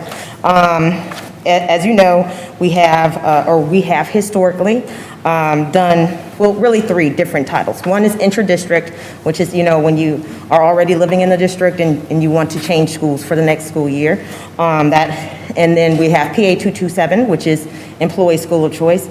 That is something, again, that's legally required, and that's open all year. But for intra-district this year, we are looking at opening up our application on January 3rd and keeping it open for 4 weeks, as we typically have. And that would be February 4th when that deadline was due. And then next, we would like to consider Section 105 Schools of Choice, and we would like to continue as we have in being a Section 105B district, which means we accept applications from inside the confines of Oakland County. One thing that is different from last year, even though we have done it in the past, we have not done it in the last couple of years. We are recommending that we do Schools of Choice for K through 9 instead of K through 8. We have not been able to do K through 9 for the last couple of years because we were still leveling off from the closing of Harrison. So our high schools both had, they were both much larger than they are now. We have leveled out now, and so now we have the ability to take interested ninth graders into our district if they so choose to apply. And so for the Section 105 for Oakland County residents, we are looking at opening that up February 7th and closing it on February 25th. Again, 105 is something that is kind of mandated, so but the 3 weeks are required. So we would like to, again, move it up so that we have some additional considerations to take when staffing. We're looking at, because calendar was just last week, we are still looking at our recommended numbers, which is not something that you all have to vote for, just which sections we're using. But we are looking at the capacity of our buildings, our staffing ratio, and then once we get the applications, we'll also be able to look at staffing in alignment with School of Choice. So if we had like 30 kindergartners, School of Choice, and there was room, yes, we would be interested in hiring additional staff if that is what our needs were at that time. So typically we have said in these memos, we are going to keep to our current staffing ratios, but in some instances, we know that we have some additional capacity. So we'd like to look at that. And so, I know that today we are not going to do like we have asked for the specific purpose so that we can begin promoting if this is in alignment with what you all feel.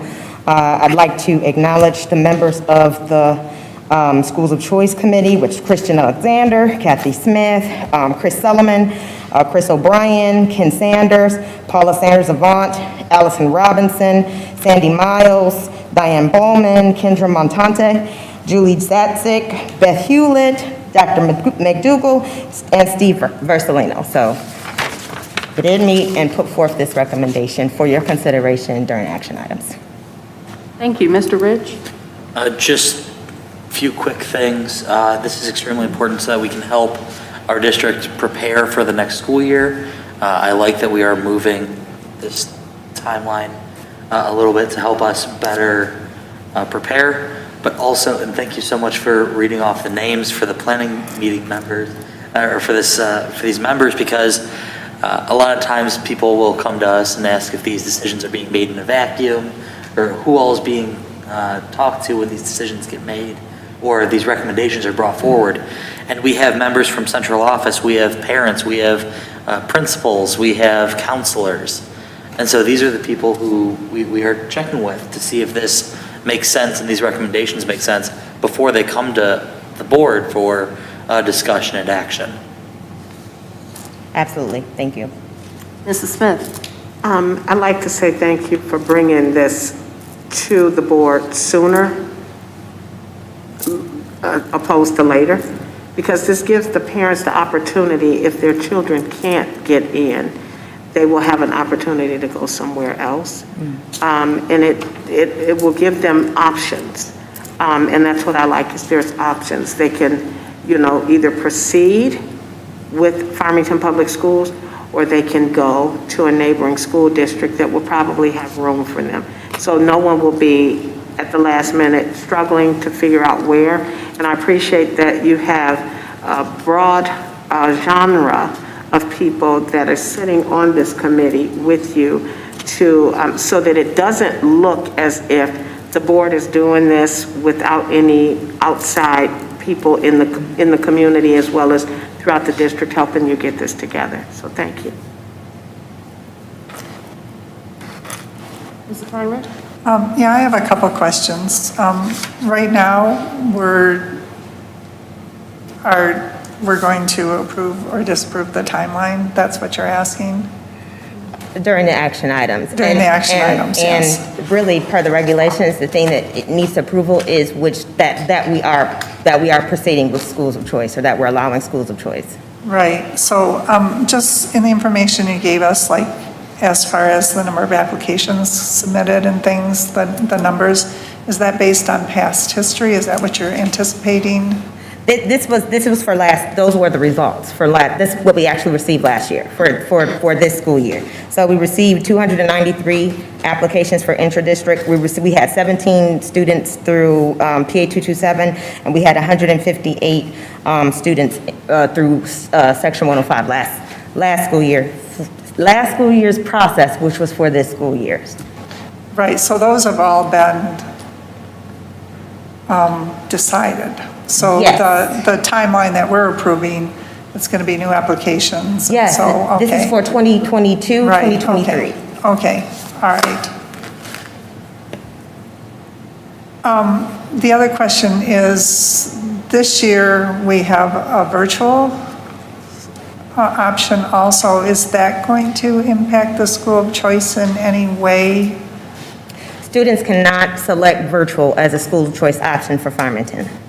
So our virtual programming will remain for Farmington residents. It is not going to be a school of choice option, similar to the way that Farmington STEAM Academy is not a school of choice option. Right, but those virtual students this year is going to impact the staffing for next year.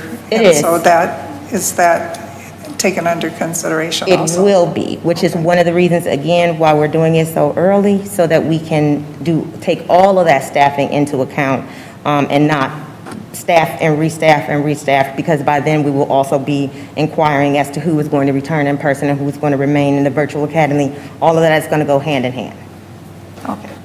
And I just want to recognize that this is a huge job as far as staffing and everything. So I just want to recognize your committee for the work that you're doing, and it's appreciated.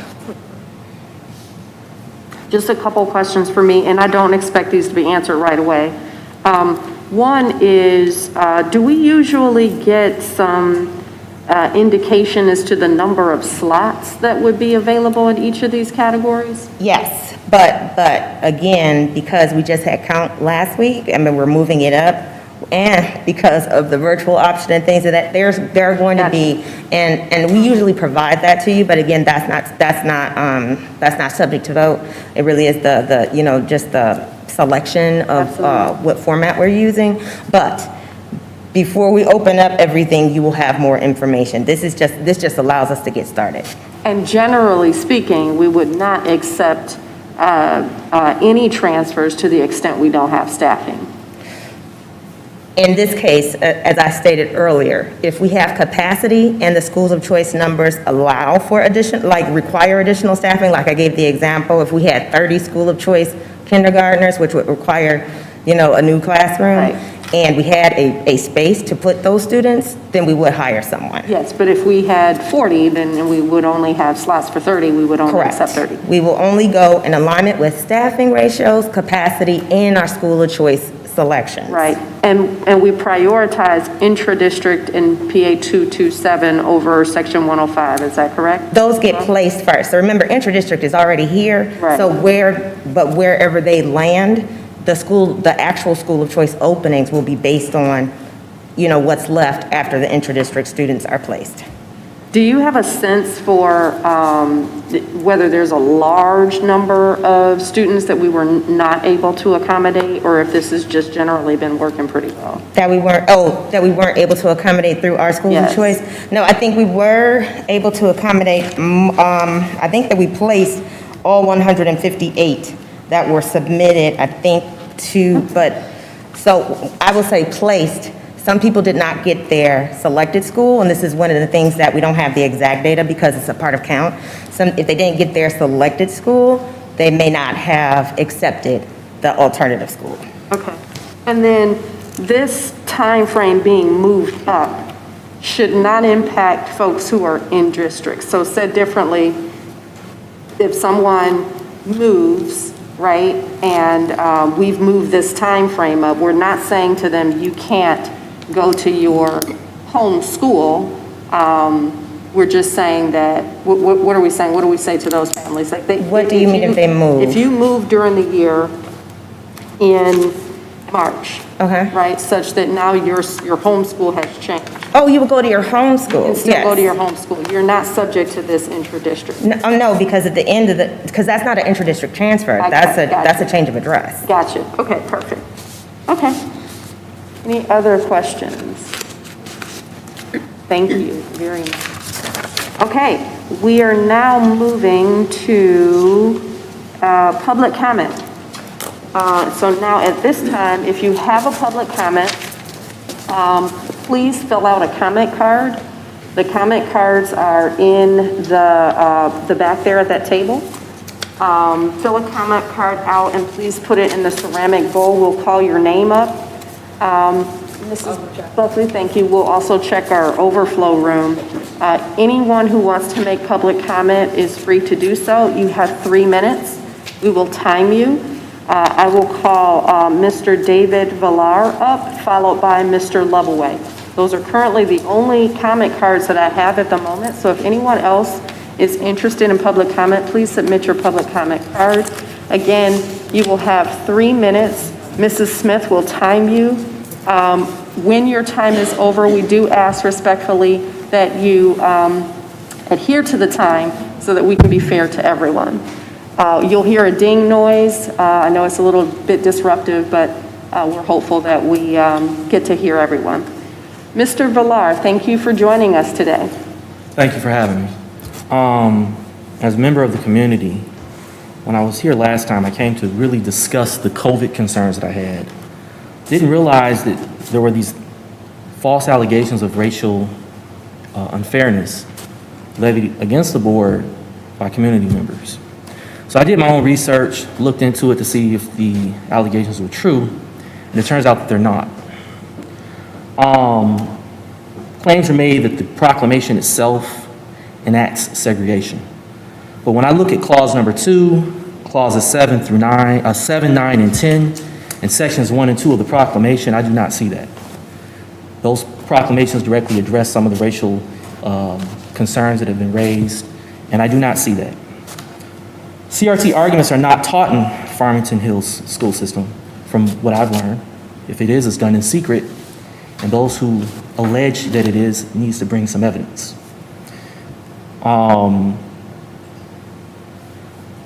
The imperative to be anti-racist does not mean to follow CRT teachings, nor does it mean that the only remedy to prevent discrimination is future discrimination.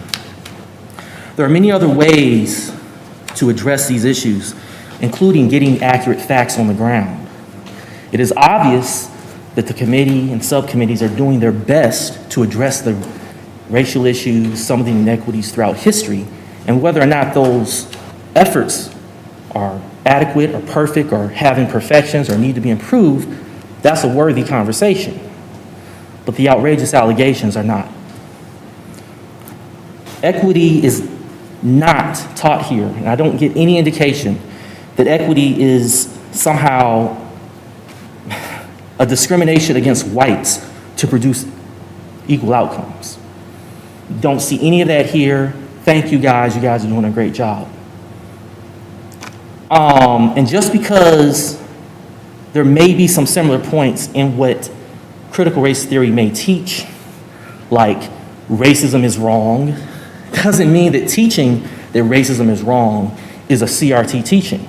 So it is unfair to ascribe general moral and ethics relating to race and equality as a CRT teaching, and then come back and say, oh yeah, you guys are teaching CRT and you know you shouldn't be doing that. That's really disingenuous.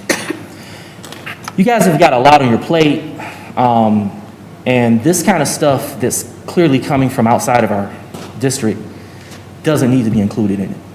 I would say more, but I don't have enough time. Thank you. Our next presenter is Mr. Bill Lovaway.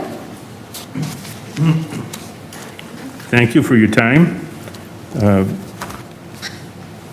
Critical race theory is embedded in Farmington Public Schools, period.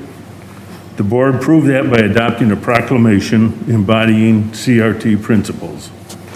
I didn't know at the time that they were CRT principles, but they crept in. The equity audit demonstrates that CRT principles are embedded deeply in Farmington schools' culture. And then the board avoids the issue by saying that CRT is not in the Farmington curriculum. It is. It's everywhere else. It's not in the curriculum. You don't see it anyplace, and it's creeping in more. And the next topic is the Farmington equity audit, and the equity audit compiled responses from 5,300 Farmington stakeholders in an 830-page report. The equity audit says, currently, the data analysis shows achievement gaps that are more reflective of lower achievement levels for BIPOC students. It's primarily blacks. Nothing in that report said how the equity audit or any other action would close the 25% all student versus black student performance gaps.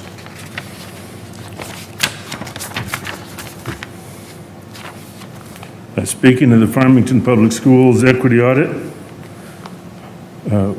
how much time will teacher indoctrination take from fulfilling our primary teaching duties? It looks like we have a substantial commitment of time based on the equity audit. The equity audit says the data compiled across Farmington Public Schools demonstrates that there is a strong divide currently between community perception, family and student satisfaction, and the importance of equity work from the lens of the district. You're not reaching the community. By the way, my download of the equity audit file only had 796 of the 830 pages. I was hoping I could get copies of those missing pages. And then, as Bobby Goodrum talked about the 21-day equity challenge, she mentioned Farmington history. Well, I hate to say it, but the proclamation calls us, the community, racists. And all it mentioned was the Underground Railroad. I looked at the Civil War monument in downtown Farmington today, and 40 men gave their lives to eliminate slavery. Thank you for your comments, Mr. Lovaway. The next public comment is from Mark McCauley, followed by Kelly Goldberg.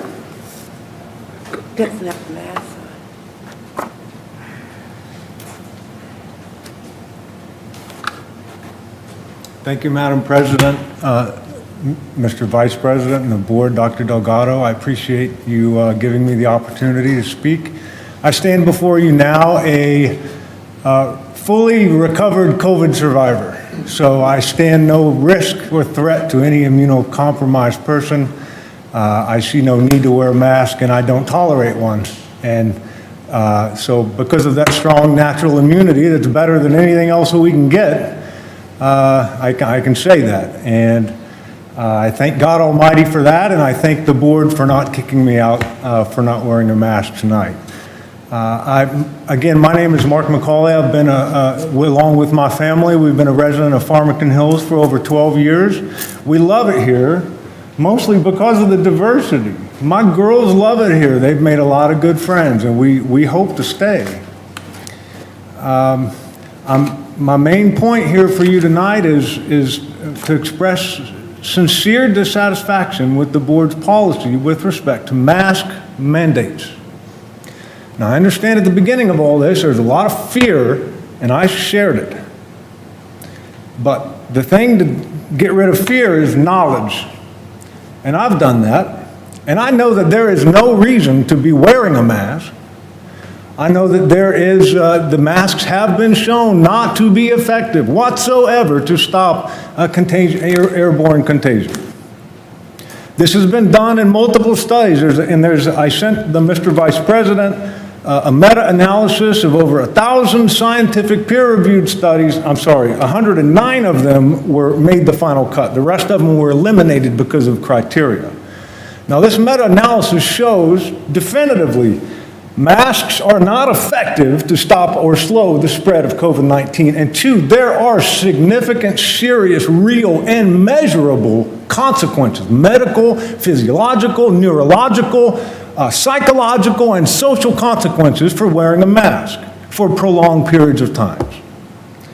And so I want to implore this board to pay attention to the body of knowledge that we have access to in this society. And I want to express, I signed my girls up to go to school this school year because the policy was announced mask optional. Now, I am not going to impose my views on any other person because that's not right. But now, this board is imposing your view onto my girls, and I have to say I don't appreciate it. I've voted yes for every education bond, by the way. And I'm glad I did. And I hope to continue to do that to support this community. I'm an engineer by trade. I'm a data-driven individual, and I respect the science, and I ask that you would as well. And I think I'm out of time, so thank you again for your attention. Thank you, Mr. McCauley. The next person is Kelly Goldberg. I would ask that anyone who chooses not to wear a mask, please use our overflow room out of respect for our rules. Thank you. Good evening. Good evening. I'm here because, first of all, I only feel safe coming here because I've had my third COVID vaccine, and I'm extremely grateful for the science and to my employer for enabling me to get vaccinated. But I wanted to speak in support of Mr. Blau and what he had to say. I have 3 kids who graduated from Farmington Public Schools, and they're now beyond college in college and in law school.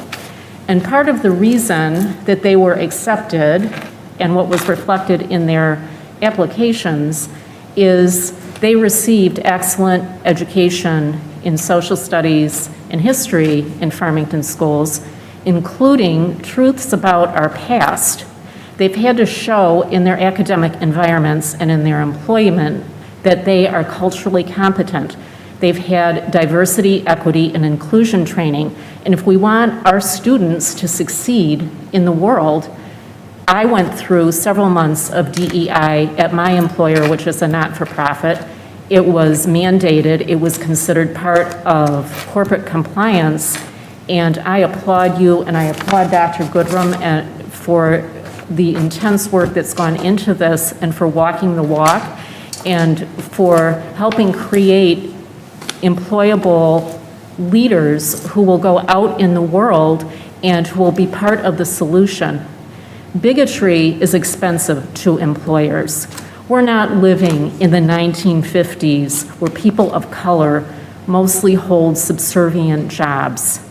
It should not be stunning to anyone that having a curiosity about other cultures and being able to be respectful in a workplace and in school and making the world safe for everyone is part of being a good citizen. That's part of what our student handbook speaks to, is being respectful, being kind, and having a curiosity about learning.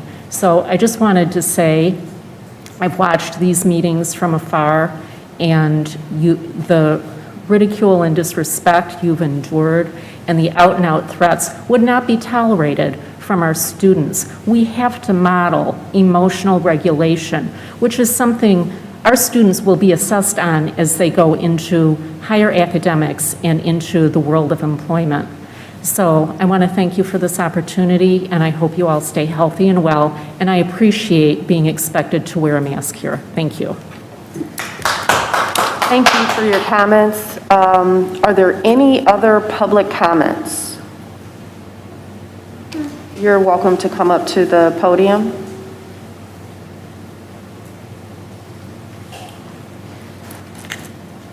Thank you.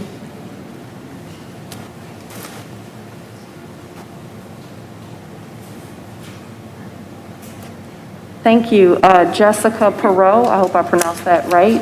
You have 3 minutes. Thank you. I don't know whether or not I'll be taking 3 minutes. We just thought we'd stop by today.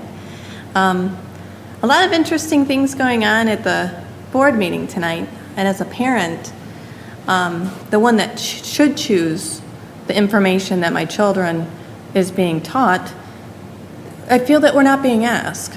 I feel that the school boards and other people are deciding what to teach my children and what values that they need to learn.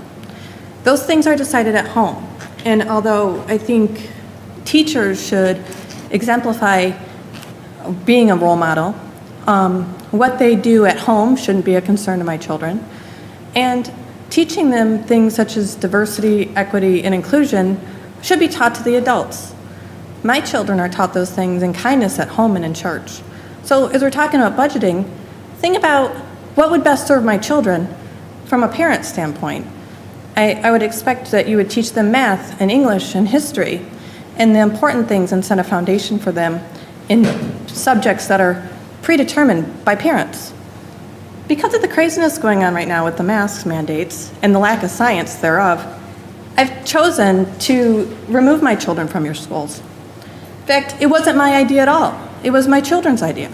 Because after suffering through virtual school last year and the trouble with mental health, I had no other choice but to not allow them to return.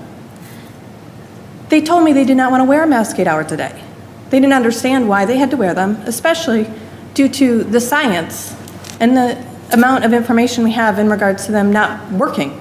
And the fact that the risk for them is so low that it doesn't make any sense, and I couldn't explain it to them any further.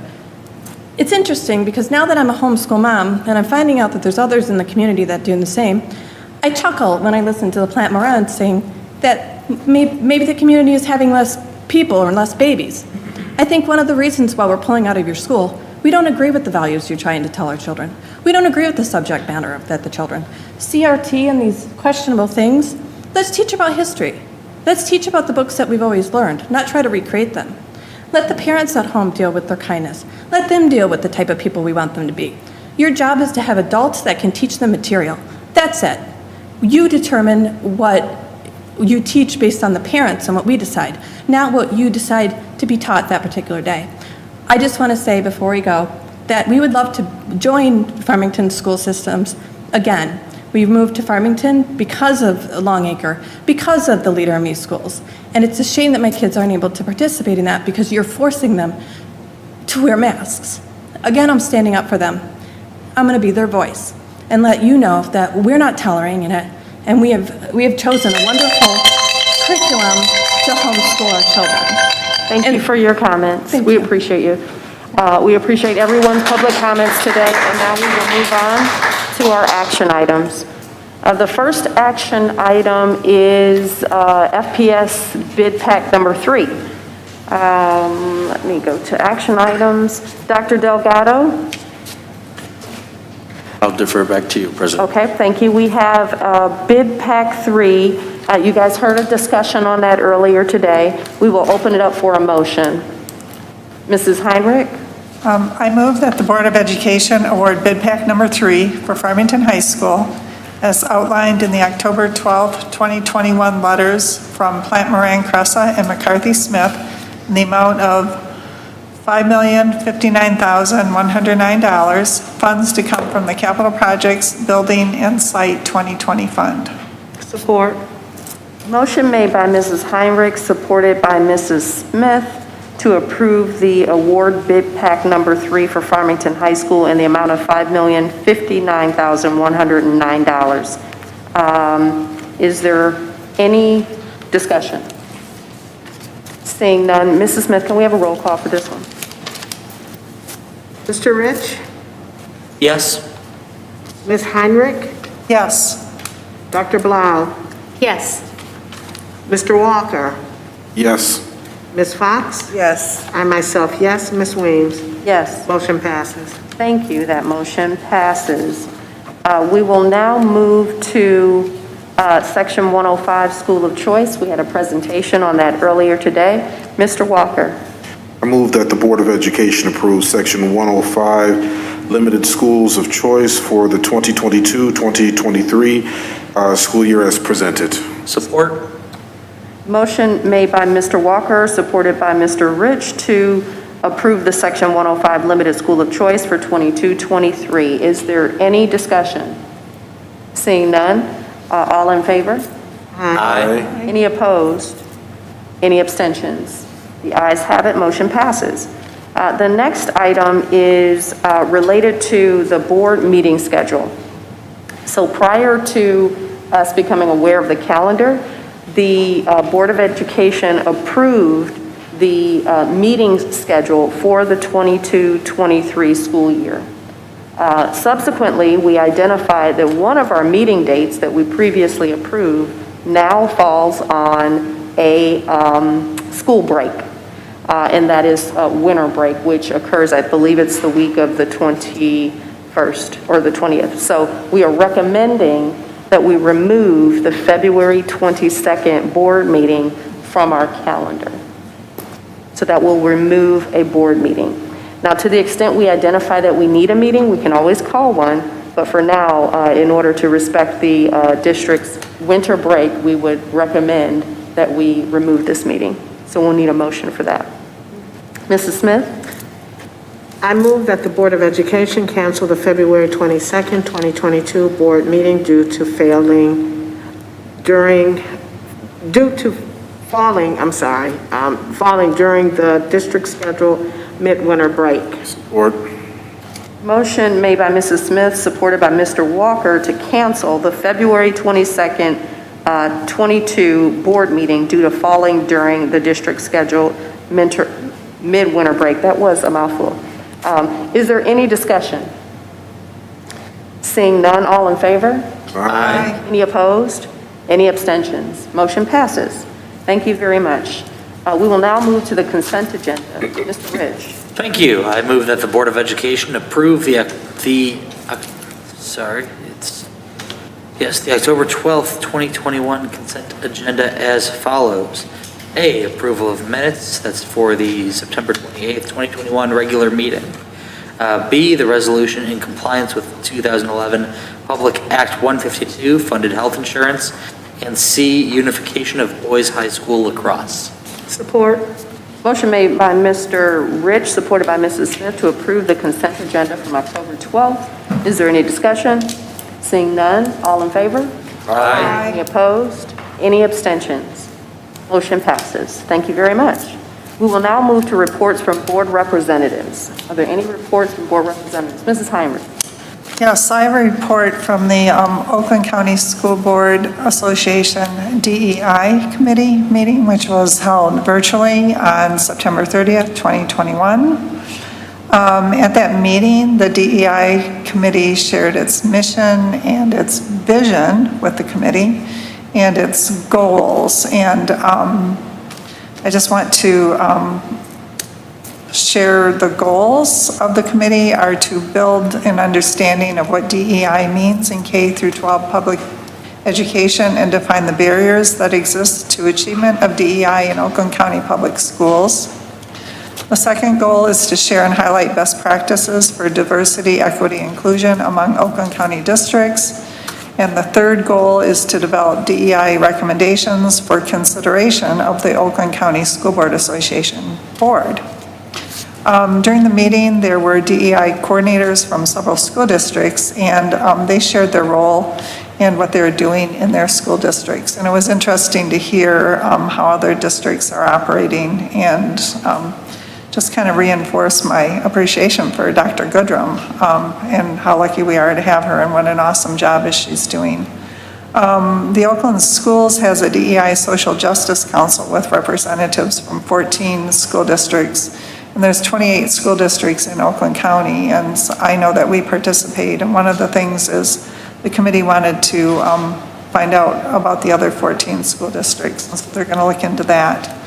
And the committee sent a recommendation to the Oakland County School Board Association to roll out the 21-day equity challenge countywide, and they decided not to do that as far as making it a countywide event, but rather they're going to provide resources and support for districts to implement the equity challenge when they are ready, and to do it in a way that fits with their district. So again, another thank you to Dr. Goodrum for taking the lead on that and doing that. And that is all that I have to report from that. Thank you. Any other reports from board representatives?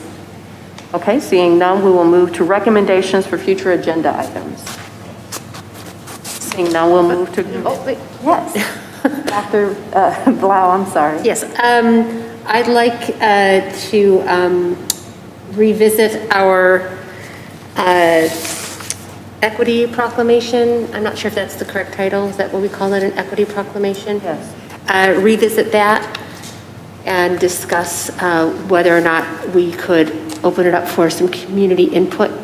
Absolutely. Thank you for actually bringing that up. We do plan to have some community engagement around our proclamation, so look forward to that. We do not have the timing for that yet. Okay. We have also discussed having a committee of the whole meeting to discuss the proclamation. So that is also coming up. We don't have a date set yet, but I think it might be helpful. Do we have a date? Okay. Next meeting. Okay, great. Yeah, so we talked about that. I have received that feedback from board members, so we are acting on that. Thank you for the reminder. And now we've shared it with the public. We will also, like I said, the district will be hosting some engagement conversations regarding equity and inclusion and diversity as well. So look for that. Thank you. Any other recommendations? Dr. Delgado? I know that this is a board recommendation, but if you'd indulge me, we've had quite a bit of conversation at our cabinet level about wanting to present to the Board of Education periodically our innovative programming that's happening in the school district, as well as our strategic planning updates. I mentioned earlier that we have 8 subcommittees from the strategic planning group that each of you are sitting on, and we would love for those representatives to come to 8 separate meetings and present on their progress on the strategic plan.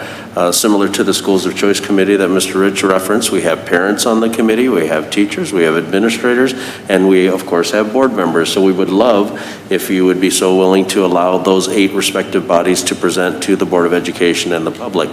Similarly, we'd love to present, possibly every other meeting, innovative programming that's happening in the district. We know that that's a goal. We know that that's a board goal. It's part of our focus, and we would love to bring our points of pride, our programs within schools, and they don't have to be school-wide programming, but individual classroom innovation, programs that maybe the board and the public may not be aware of. And so we would love the opportunity to do that possibly at every other board meeting if you would allow those agenda items to be added.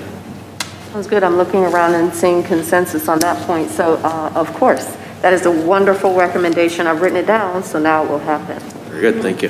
Thank you. Pausing. Any other recommendations before we move forward? All right. Good and welfare. Any good and welfare? Mrs. Smith and then Mrs. Fox. I want to say Dr. Delgado, myself, and Ms. Fox, and of course, Ms. Weems, we all were involved with some way or another with our homecoming last weekend. And of course, Dr. Coffin was there. We had a great time. Farmington's marching band came up to us and was so excited to see all of us. Dr. Delgado got to take a picture with the mascot, and we were presented T-shirts. I have mine down here, but I just can't get it right now. It's that age thing catching up. So we had a phenomenal time, but I also want to say congratulations and everything with what the schools are doing and the principals, what they're doing. I have been volunteering every day at our schools doing lunch duty. I went back to my old stomping grounds, cleaning lunch tables.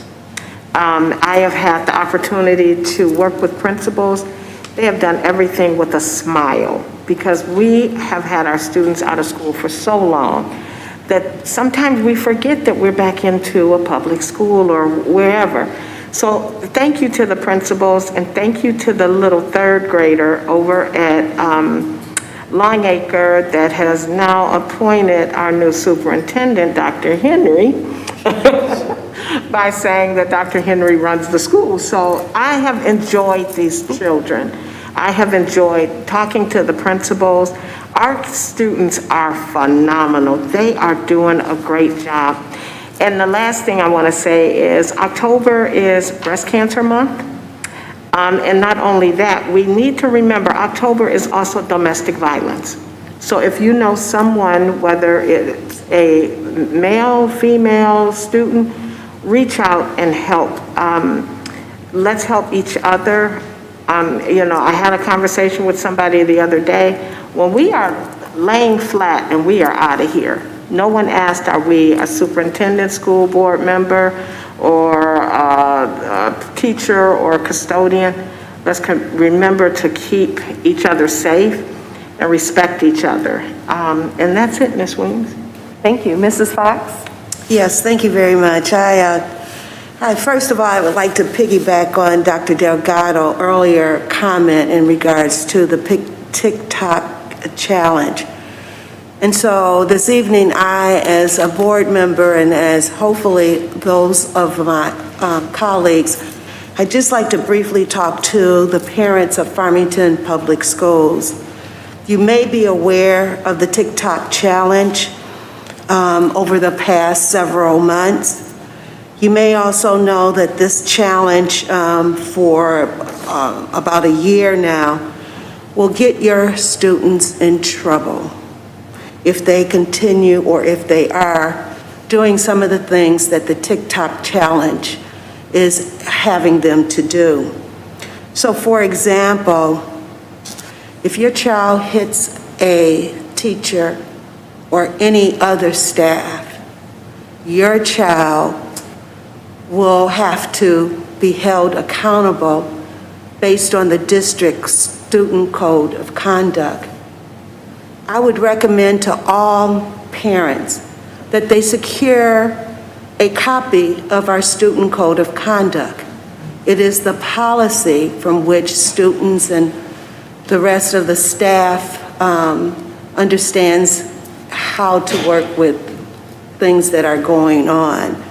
So, but for the most part, as I said, I would recommend that parents secure that. They can get it on the website and download it. Have conversations with your student or with your children about some of these policies. I was elected to help keep your students safe.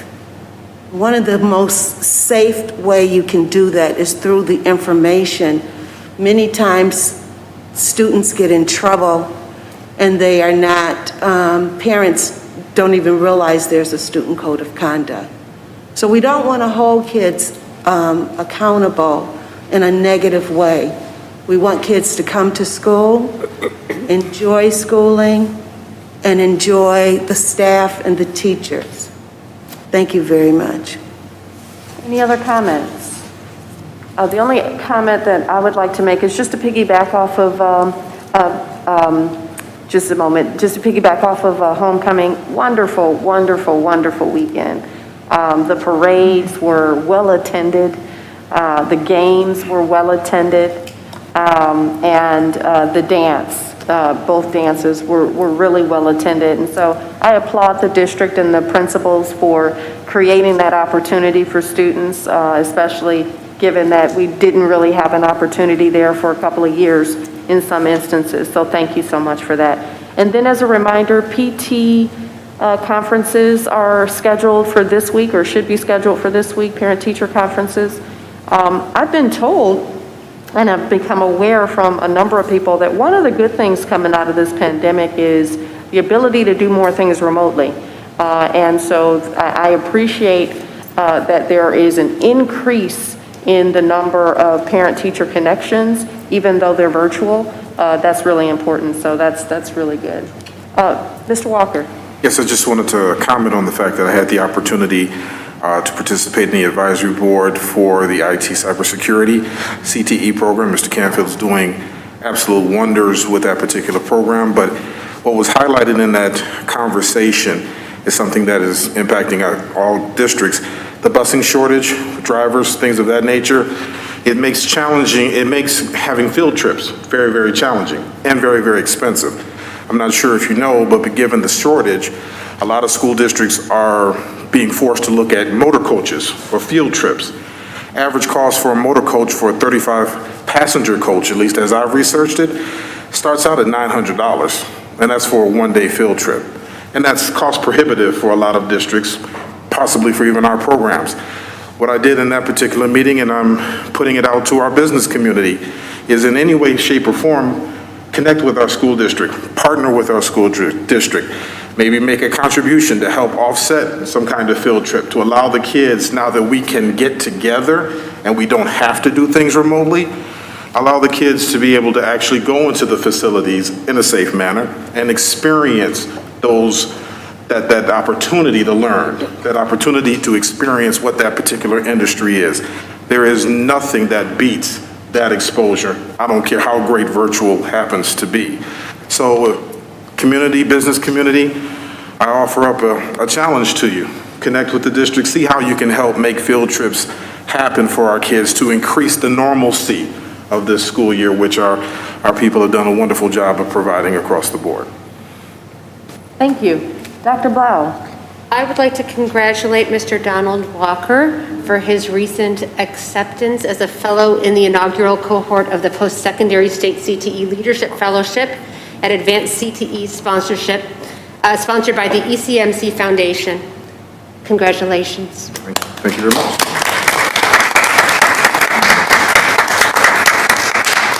Very good. Thank you. Thank you for helping us recognize Mr. Walker. Any other good and welfare? All right, seeing none, we are adjourned.